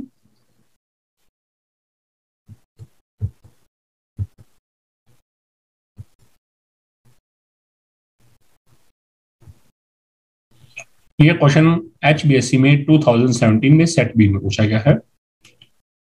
next next question है क्वेश्चन नंबर 4। जैव निम्नीकरणीय पदार्थ किसे कहते हैं, या जैव निम्नीकरणीय पदार्थ क्या होते हैं? तो जरा देखिएगा, जैव का मतलब है बायो और निम्नीकरणीय होता है डिग्राडेबल। तो जैव निम्नीकरणीय पदार्थ को क्या बोलते हैं? बायोडिग्राडेबल सब्सटेंसेस। क्या होते हैं? निम्नीकरणीय मतलब अपघटन होना। तो जैव निम्नीकरणीय मीन, जैव का मतलब क्या क्या? सूक्ष्म जीवों द्वारा या अपघटकों के द्वारा। तो वे पदार्थ जो अपघटकों द्वारा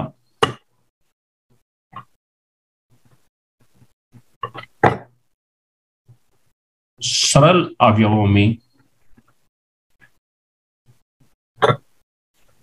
टूट जाते हैं और टूटकर वो कहां मिल जाते हैं? मिट्टी में, और मृदा का भाग बन जाते हैं। पहले वो टूटेंगे सरल अवयवों में, उसके बाद क्या है? मृदा का भाग बन जाते हैं। उन्हें जैव निम्नीकरणीय पदार्थ कहते हैं।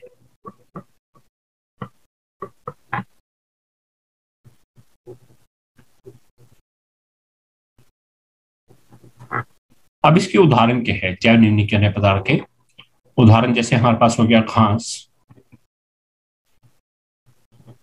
कागज हो गया, इसके अलावा सब्जियों के छिलके हो गया। ये सभी कैसे पदार्थ हैं? जैव निम्नीकरणीय पदार्थ, जिसे बायोडिग्रेडेबल सब्सटेंसेस कहते हैं। और ये क्वेश्चन HBSC में 2017 में सेट बी में पूछा गया है। नेक्स्ट क्वेश्चन, ध्यान दीजिएगा। जैव निम्नीकरणीय मीन वे पदार्थ जो अपघटकों द्वारा सरल अवयवों में टूट जाते हैं, उन्हें क्या बोलते हैं? जैव निम्नीकरणीय। और इसी से मिलता जुलता एक वर्ड रहेगा अजैव निम्नीकरणीय। ठीक है, इसका मतलब नॉन बायोडिग्रेडेबल सब्सटेंसेस। इसका मतलब क्या होंगे? वे पदार्थ जो अपघटकों द्वारा सरल अवयवों में नहीं टूटते, उन्हें क्या बोलते हैं? अजैव निम्नीकरणीय। और उसके उदाहरण क्या होंगे? प्लास्टिक होगा, कांच वगैरह होगा, ये सब इसके उदाहरण हैं। नेक्स्ट क्वेश्चन, नेक्स्ट क्वेश्चन है क्वेश्चन नंबर 5। निम्नलिखित में से कौन आहार श्रृंखला का निर्माण करते हैं? ए ऑप्शन दिया है घास, गेहूं तथा आम। तीसरा है घास, बकरी, मानव। तीसरा है बकरी, गाय, हाथी। चौथा ऑप्शन है घास, मछली, बकरी। तो आपको ये देखना है आहार श्रृंखला या खाद्य श्रृंखला क्या होती है, कि जीवों की एक ऐसी श्रृंखला जिसमें एक जीव दूसरे जीव का भोजन होता है। तो आप देखिएगा, घास को गेहूं नहीं खा सकता, इसका ये तो हो ही नहीं सकता। घास को कौन खाती है? बकरी। और बकरी को मानव, ये हो सकता है। बकरी को गाय नहीं खाती, ठीक है। ऐसे घास को मछली नहीं खाती, यानी कि A, C और D ये ऑप्शन तो है ही नहीं। तो इसका आंसर क्या आएगा? बी, घास, बकरी, मानव। ये क्वेश्चन HBSC में 2017 में सेट डी में पूछा गया है। और साथ ही साथ बता दें, ये टेक्स्ट बुक का एक्सरसाइज क्वेश्चन भी है, यानी कि हमारे पाठ्य पुस्तक के अभ्यास में ये क्वेश्चन है। अच्छा क्वेश्चन है। तो ये आहार श्रृंखला है घास, बकरी तथा मानव। नेक्स्ट क्वेश्चन,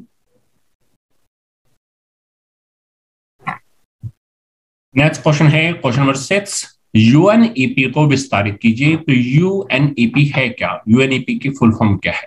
तो जरा देखिएगा। सबसे पहले है यू का मतलब है यूनाइटेड, एन का मतलब नेशंस, ई का मतलब environment,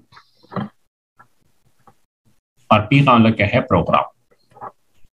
United Nations Environment Programme, और सभी हिंदी में देखें तो यूनाइटेड क्या है, संयुक्त, नेशन का मतलब क्या है, राष्ट्र, एनवायरमेंट का मतलब पर्यावरण, और प्रोग्राम का मतलब क्या है, कार्यक्रम।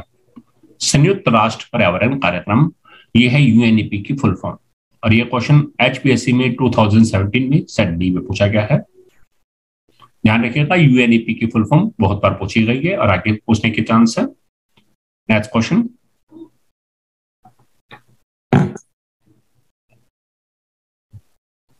क्वेश्चन नंबर 7, निम्नलिखित में से कौन सा प्राकृतिक पारितंत्र नहीं है? प्राकृतिक मीन जो मनुष्य ने नहीं बनाया, जो अपने आप से नेचर में है, उसे बोलते हैं प्राकृतिक। और आपको पूछा गया कि इनमें से कौन सा ऐसा है जो प्राकृतिक पारितंत्र यानी कि नेचुरल इकोसिस्टम नहीं है, जो नेचर में अपने आप से नहीं होता। आप देखिएगा, आपके पास पहला ऑप्शन है वन, दूसरा है तालाब, तीसरा है झील, चौथा है खेत। अब वन नेचर में अपने आप मिलते हैं, तालाब मिलते हैं, झीलें भी अपने आप बनती हैं, लेकिन जो डी खेत है, खेत मनुष्य खुद तैयार करता है। तो खेत जो है ये प्राकृतिक पारितंत्र नहीं है, ये कैसा पारितंत्र है, कृत्रिम पारितंत्र। और ये क्वेश्चन एचपीएससी में 2018 में सेट ए में पूछा गया है। सो डी ऑप्शन क्या है, this is the correct answer. Next question,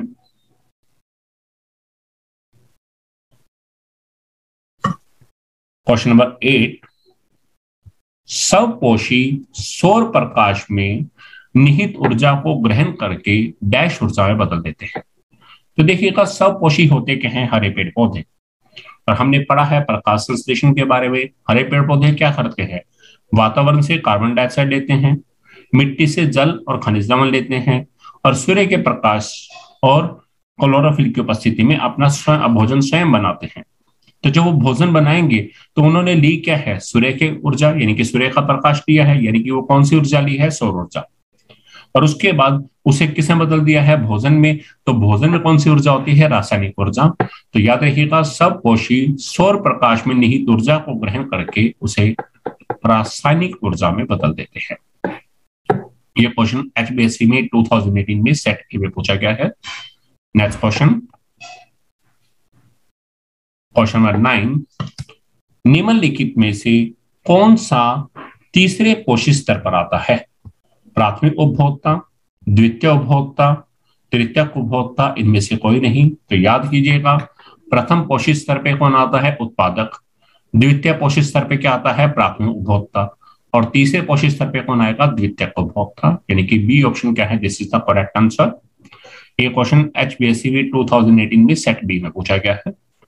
next question,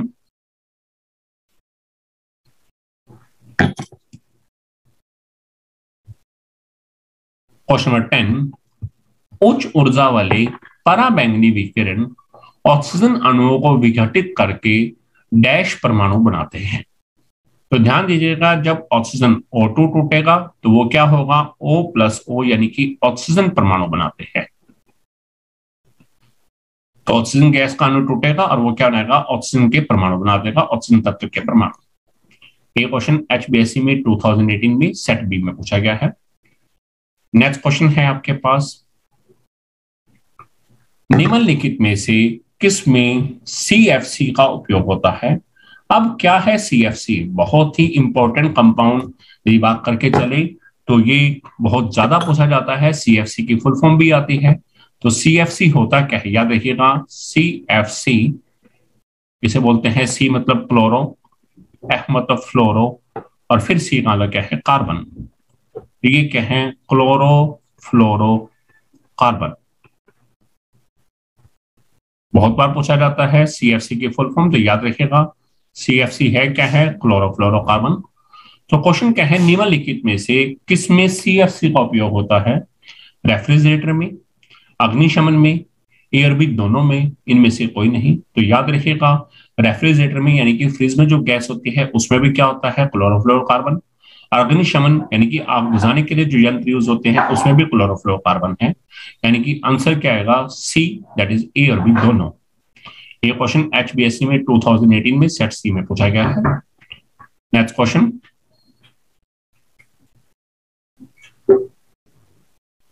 next question है क्वेश्चन नंबर 12, डैश परत सूर्य से आने वाली पराबैंगनी विकिरणों से पृथ्वी की सुरक्षा प्रदान करती है। तो याद रखना, हमारे वायुमंडल में एक परत है ओजोन परत, वो क्या करती है, वायु सूर्य से आने वाली पराबैंगनी विकिरणों से पृथ्वी की सुरक्षा प्रदान करती है। और यदि ये पराबैंगनी विकिरणें हमारे पर डल जाएंगी तो क्या हो सकता है, स्किन कैंसर यानी कि त्वचा का कैंसर भी हो सकता है। और साथ ही साथ बता देता हूं, ओजोन का सूत्र भी पूछा जाता है, तो वो क्या होता है, O3। ये क्वेश्चन HBSC में 2018 में सेट सी में पूछा गया है। नेक्स्ट क्वेश्चन, क्वेश्चन नंबर 13, निम्नलिखित में से कौन सा केवल जैव निम्नीकरणीय पदार्थों का समूह है। अब वो देखना है जिसमें सिर्फ जैव निम्नीकरणीय पदार्थ हो, यानी कि जो सूक्ष्म जीवों द्वारा अपघटित हो सके या अपघटकों द्वारा अपघटित होकर सरल अवयवों में टूट सके, ऐसे कौन से हैं, किस ग्रुप के अंदर, किस ऑप्शन में सारे के सारे जैव निम्नीकरणीय पदार्थ हैं। चार ऑप्शन है। ए है प्लास्टिक, चमड़ा और लकड़ी। बी है घास, प्लास्टिक, केले के छिलके। तीसरा है लकड़ी, घास, केले के छिलके। और चौथा है डी ऑप्शन में चमड़ा, कांच, केले के छिलके। तो मैंने आपको बताया था कांच है या प्लास्टिक है, ये सभी क्या है, अजैव निम्नीकरणीय है, यानी कि सरल जीवों, सूक्ष्म जीवों द्वारा अपघटित नहीं होते। जिसमें पहले वाले में प्लास्टिक आ रहा है, यानी कि ये तो होगा नहीं। दूसरे में प्लास्टिक आ रहा है, ये भी नहीं होगा।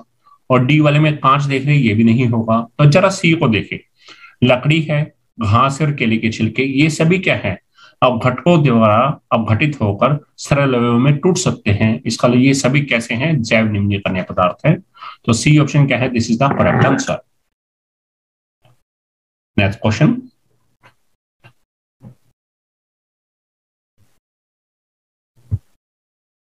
ये क्वेश्चन HBSC में 2019 में सेट ए में पूछा गया है। नेक्स्ट क्वेश्चन है क्वेश्चन नंबर 14, ओजोन परत सूर्य की कौन सी विकिरणों से पृथ्वी की सतह को सुरक्षा प्रदान करती है। अभी थोड़ी देर पहले एक क्वेश्चन आया था, वहां पे पढ़ा भी था, सूर्य से एक विशेष तरह की विकिरणें निकलती हैं जिन्हें क्या बोलते हैं, पराबैंगनी विकिरणें। ठीक है, तो ओजोन परत क्या करती है, सूर्य की पराबैंगनी विकिरणों से पृथ्वी की सतह को सुरक्षा प्रदान करती है। ये क्वेश्चन HBSC में 2019 में सेट ए में पूछा गया है। नेक्स्ट क्वेश्चन,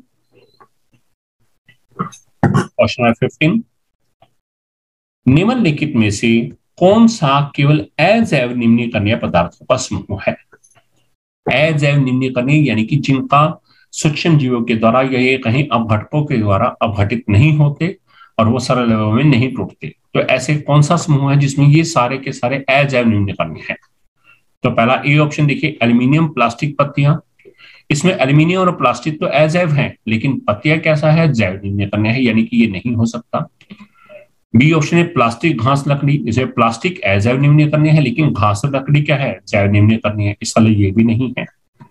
डी ऑप्शन देखिए, पत्तियां, घास, प्लास्टिक। इसे पत्ती और घास ये दोनों तो जैव निम्नीकरणीय है, लेकिन प्लास्टिक नहीं है।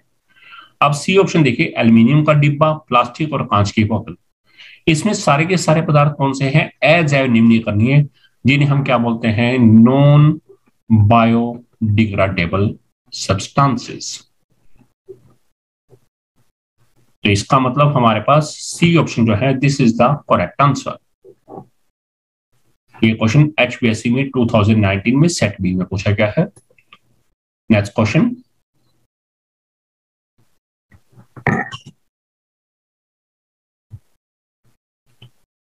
क्वेश्चन नंबर 16, ओजोन की मात्रा में गिरावट का कारण कौन सा संश्लेषित रसायन है। तो हम जानते हैं हमारे वायुमंडल में ओजोन परत है, ये क्या करती है, सूर्य से आने वाली हानिकारक पराबैंगनी विकिरणों को अवशोषित कर लेती है और उसे पृथ्वी की सतह पर नहीं पहुंचने देती, जिससे पृथ्वी की सतह पर पराबैंगनी विकिरणों से सुरक्षित रहती है, जीव उससे सुरक्षित रहते हैं। लेकिन धीरे धीरे क्या हो रहा है, ओजोन की मात्रा में गिरावट आ रही है, तो उसके लिए कौन सा रसायन उत्तरदायी है, आपने पढ़ा है CFC। CFC जिसे मैंने बताया भी था, ये क्या है, क्लोरो फ्लोरो कार्बन। कहां से ये उत्पन्न होता है, हमने पढ़ा था रेफ्रिजरेटर से, और दूसरा कहां से पढ़ा था, अग्निशमन यंत्रों से। तो इनसे CFC प्रोड्यूस होता है, क्लोरोफ्लोरोकार्बन। और यही क्या है, ओजोन की मात्रा में गिरावट का मुख्य कारण है क्लोरोफ्लोरोकार्बन। ये क्वेश्चन HBSC में 2019 में सेट बी में पूछा गया है। नेक्स्ट क्वेश्चन, याद रखना, ओजोन की मात्रा में गिरावट का कारण कौन है, CFC, chlorofluorocarbon. Next question, question number 17, सूर्य के प्रकाश एवं क्लोरोफिल की उपस्थिति में अकार्बनिक पदार्थों से कार्बनिक पदार्थों का निर्माण करने वाले जीवों को क्या कहते हैं? अपमार्जक, उत्पादक, शाकाहारी, मांसाहारी। जब आप यहां देखेंगे सूर्य के प्रकाश एवं क्लोरोफिल की उपस्थिति, जब ये दोनों चीजें हैं तो इसका मतलब ये किसको प्रदर्शित कर रहे हैं या किसकी तरफ इशारा कर रहे हैं? प्रकाश संश्लेषण की। और आपने पढ़ा है प्रकाश संश्लेषण में क्या करते हैं? हरे पेड़ पौधे वायुमंडल से कार्बन डाइऑक्साइड लेते हैं। कार्बन डाइऑक्साइड कैसा पदार्थ है? अकार्बनिक। और उसके अलावा क्या करते हैं? मिट्टी से पानी और खनिज लवण लेंगे और वो सूर्य के प्रकाश और क्लोरोफिल की उपस्थिति में अपना भोजन बनाते हैं। और भोजन में क्या बनाते हैं? कार्बनिक पदार्थ यानी कि ग्लूकोज। तो उन जीवों को क्या कहते हैं? हम जानते हैं उन जीवों को क्या बोलते हैं? उत्पादक। तो इसका बी ऑप्शन जो है this is the correct answer, उत्पादक। Next question. और उत्पादक को हम एक और नाम से ही बोलते हैं, उसे क्या बोलते हैं? चाहे हम उसे उत्पादक बोल दें या दूसरा क्या है हमारे पास? स्वपोषी, जिसे इंग्लिश में बोलते हैं ऑटोट्रोफ्स। और उत्पादक को बोलते हैं प्रोड्यूसर्स, यानी कि प्रोड्यूस करने वाले, उत्पादन करने वाले। Next question. नेक्स्ट क्वेश्चन है क्वेश्चन नंबर 18। एक स्थलीय पारितंत्र में हरे पौधे प्राप्त सौर ऊर्जा का कितने प्रतिशत खाद्य ऊर्जा में परिवर्तित करते हैं? तो याद रखिएगा, हरे पौधे हम जानते हैं प्रकाश संश्लेषण के बारे में कि हरे पौधे क्या करते हैं? वायुमंडल से कार्बन डाइऑक्साइड लेते हैं और मिट्टी से जल और खनिज लवण लेते हैं और सूर्य के प्रकाश और क्लोरोफिल की उपस्थिति में अपना भोजन स्वयं बनाते हैं। तो उन्होंने उससे सौर ऊर्जा जो ग्रहण की है और जब उन्होंने अपना भोजन बनाया तो सौर ऊर्जा का कितने प्रतिशत भाग उन्होंने खाद्य ऊर्जा में परिवर्तित किया, यानी कि जो भोजन के अंदर शिफ्ट किया वो कितना होता है? 1% भाग। ये सौर ऊर्जा का 1% भाग है वो खाद्य ऊर्जा में परिवर्तित करते हैं। Next question, question number 19।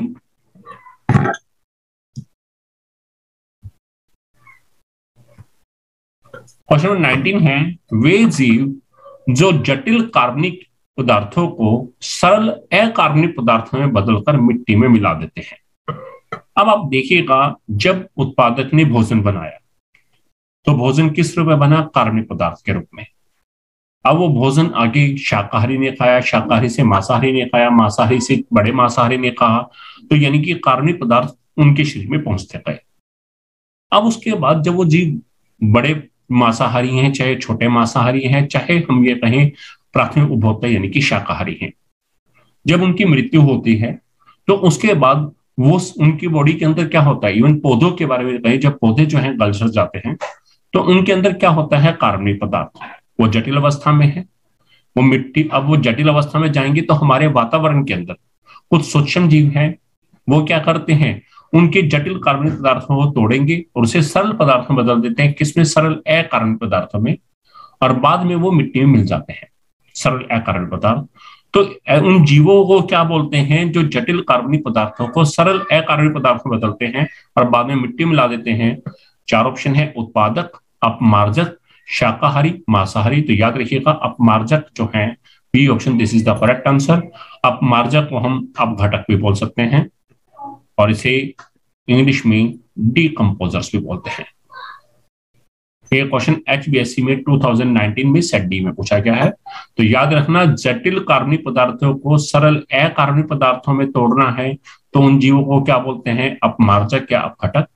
और उल्टा करें, सरल अकार्बनिक पदार्थों को जटिल में जो बदलते हैं सूर्य के प्रकाश की उपस्थिति में, उन्हें क्या बोलते हैं? उत्पादक। Next question,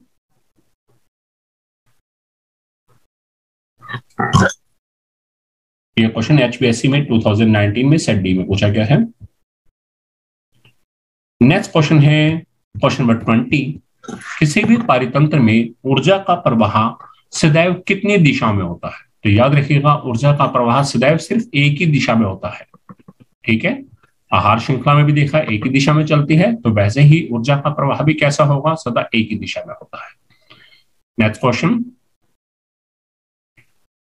question number 21। निम्न में से कौन से समूह में केवल जैव निम्नीकरणीय पदार्थ हैं? याद कीजिएगा, जैव निम्नीकरणीय पदार्थ क्या हो गए हमारे पास? जो जीव सूक्ष्म जीवों के द्वारा अवघटित होंगे। अब ये टेक्स्ट बुक का एक्सरसाइज क्वेश्चन है, जरा देखिएगा। ए ऑप्शन में है घास, पुष्प और चमड़ा। अब ये सारे कैसे हैं? जैव निम्नीकरणीय, ये सही है। बी ऑप्शन है घास, लकड़ी और प्लास्टिक, लेकिन प्लास्टिक तो आपने पढ़ा है वो कैसा है? अजैव निम्नीकरणीय, ये गलत है। सी ऑप्शन है फलों के छिलके, केक और नींबू का रस, ये भी कैसा है? जैव निम्नीकरणीय। डी ऑप्शन है केक, लकड़ी एवं घास, ये भी सभी क्या है? जैव निम्नीकरणीय। तो एक बी ऑप्शन है जिसमें प्लास्टिक है और वो प्लास्टिक कैसा है? अजैव निम्नीकरणीय। तो हमें तो पूछा क्या है? जैव निम्नीकरणीय पदार्थ, और वो कहाँ है? ए ऑप्शन में भी है, सी में भी है, डी में भी है। इसका ए, सी और डी, ये तीनों ही इसके आंसर हैं। और ये टेक्स्ट बुक का एक्सरसाइज क्वेश्चन है। अच्छा क्वेश्चन है, इसमें पजल करने के लिए पूछा जा सकता है। और यहाँ से हम जैव निम्नीकरणीय पदार्थ के हमें बहुत से उदाहरण भी मिल गए। घास, पुष्प, चमड़ा, लकड़ी, फलों के छिलके, केक, नींबू का रस, ये सभी क्या है? जैव निम्नीकरणीय पदार्थ के उदाहरण है। नेक्स्ट क्वेश्चन,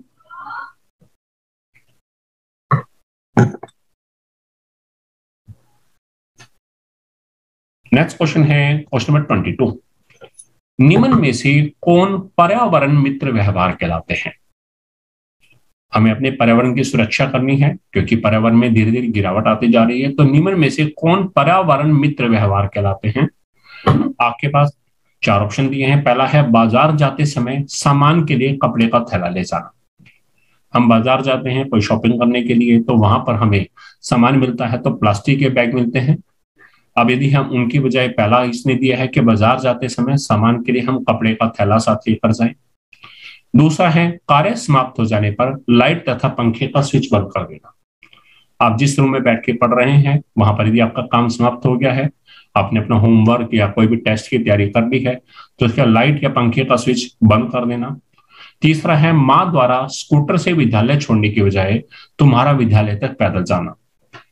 आप में से कुछ स्टूडेंट्स ऐसे भी होंगे जिनके माता पिता उन्हें स्कूल के अंदर छोड़ने के लिए आते होंगे, भले वो मोटरसाइकिल पे आते हैं, साइकिल पे स्कूटर पे आते हैं, गाड़ी में आते हैं। यदि उसके बजाय दो बच्चा जो है विद्यालय तक पैदल आए। और डी क्या है? उपरोक्त सभी। तो आपको ये देखना है कि इनमें से किस मेथड को या किस ऑप्शन के द्वारा पर्यावरण की सुरक्षा हो सकती है और हम पर्यावरण में आपके प्रति अपनी मित्रता को दिखा सकते हैं, पर्यावरण को बचा सकते हैं। तो ए ऑप्शन है वो भी सही है कि बाजार जाते समय सामान के लिए प्लास्टिक का थैला ना ले, कपड़े का थैला लेकर जाएं। कार्य समाप्त हो जाने पर लाइट तथा पंखे का बंद स्विच करना, इससे भी पर्यावरण की रक्षा होगी। माँ द्वारा स्कूटर से विद्यालय छोड़ने की बजाय तुम्हारा विद्यालय तक पैदल जाना, इससे भी पर्यावरण की सुरक्षा होगी। तो डी जो है उपरोक्त सभी, ये क्या है? This is the right answer. So D क्या है? पर्यावरण मित्र व्यवहार। ये सारे के सारे क्या है? पर्यावरण मित्र व्यवहार है। इन सब से हम पर्यावरण की रक्षा कर सकते हैं। और ये टेक्स्ट बुक का एक्सरसाइज क्वेश्चन है। ये थे इस चैप्टर के the most important objective questions. हमारा क्वेश्चन नंबर 1 है, भारत में जीव मंडल सुरक्षित क्षेत्रों की संख्या निम्नलिखित में से कितनी है? This is the most expected question. आप देख रहे हैं यहाँ चार ऑप्शन है। पहला है 25, दूसरा है 89, तीसरा है 13, चौथा है 180। तो याद रखिएगा, जो भारत में जीव मंडल सुरक्षित क्षेत्रों की संख्या कुल कितनी है? 13। This is the right answer. Next question, next question है, निम्नलिखित में से कौन एक जीवाश्म ईंधन है? अब क्या होता है जीवाश्म ईंधन? जो मृत पेड़ पौधों या मृत जीव जंतुओं से ईंधन बनता है उसे हम क्या बोलते हैं? जीवाश्म ईंधन। जैसे हमने कोयला पेट्रोलियम के बारे में सुना, तो आपसे बात आती है कि इनमें से कौन सा एक जीवाश्म ईंधन है जिसे हम क्या बोलते हैं? Fossil fuel. अब देखिए चार ऑप्शन है। पहला है लकड़ी, दूसरा है कोयला, तीसरा है पवन, चौथा है सौर ऊर्जा। तो जो कोयला है वो कैसा ईंधन है? जीवाश्म ईंधन। सो ये कोयला क्या है? This is the right answer. Next question, next question है क्वेश्चन नंबर 3, निम्नलिखित में से कौन सी गैस एक ग्रीन हाउस गैस है? आप देखना है कि इनमें से ग्रीन हाउस गैस कौन सी है। अब देखिए चार ऑप्शन है। पहला है ऑक्सीजन गैस, दूसरा है नाइट्रोजन गैस, तीसरा है जल, चौथा है कार्बन डाइऑक्साइड गैस। हम जानते हैं ऑक्सीजन गैस तो हमें सांस के लिए चाहिए, सांस लेने के लिए चाहिए, तो ये ग्रीन हाउस गैस नहीं है। नाइट्रोजन गैस भी वायुमंडल में पाई जाती है 78%, ये भी ग्रीन हाउस गैस नहीं है। अब जल जो है वो तो द्रव अवस्था में पाया जाता है, वो तो गैस ही नहीं है। तो कार्बन डाइऑक्साइड गैस, जिसे हम क्या बोलते हैं? CO2। तो याद रखिएगा, कार्बन डाइऑक्साइड गैस जो है यह ग्रीन हाउस गैस है और हमारे वायुमंडल का जो तापमान लगातार बढ़ता जा रहा है वो कार्बन डाइऑक्साइड गैस की अधिकता के कारण बढ़ रहा है।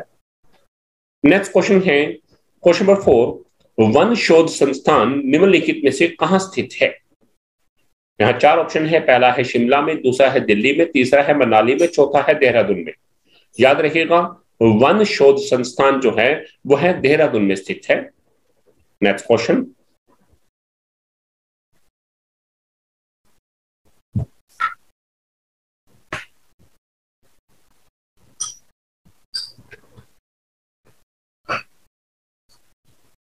नेक्स्ट क्वेश्चन है क्वेश्चन नंबर 5, पर्यावरण को सुरक्षित करने और उसे सुधारने का सबसे अच्छा तरीका निम्नलिखित में से कौन सा है? कि हमें अपने पर्यावरण को सुरक्षित भी करना है, उसका संरक्षण करना है, बचाव करना है और उसे सुधारना है, यानी कि उसमें जो गिरावट आ रही है उस गिरावट को कम करना या दूर करना, उसका सबसे अच्छा तरीका निम्नलिखित में से कौन सा है? 4 ऑप्शन है, पहला है संसाधनों का कम उपयोग, जो प्रकृति में जो संसाधन है हम उसका कम से कम उपयोग करें। दूसरा है संसाधनों का पुनर्चक्रण, ठीक है, इसे दोबारा हम ये कहेंगे रिसाइकिल करना। तीसरा है संसाधनों का पुनः उपयोग, इसे बोलते हैं रीयूज करना। अब चौथा है उपरोक्त सभी। तो हमें देखना है कि इनमें से पर्यावरण को सुरक्षित करने और उसे सुधारने का सबसे अच्छा तरीका कौन सा है। तो आप देखिएगा संसाधनों का कम उपयोग ये भी जरूरी है, संसाधनों का पुनः चक्रण ये भी जरूरी है, संसाधनों का पुनः उपयोग ये भी जरूरी है, ये सभी अच्छे तरीके हैं। तो उपरोक्त सभी this is the right answer. Next question, question number 6, Ganga कार्य योजना का आरंभ किस वर्ष में किया गया? This is the most expected question. इसमें 4 ऑप्शन है, 1978 में, 1992 में, 1976 में, 1985 में।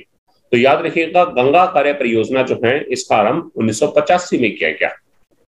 ध्यान रखिएगा गंगा कार्य परियोजना का आरंभ कब किया गया? 1985 में। Next question,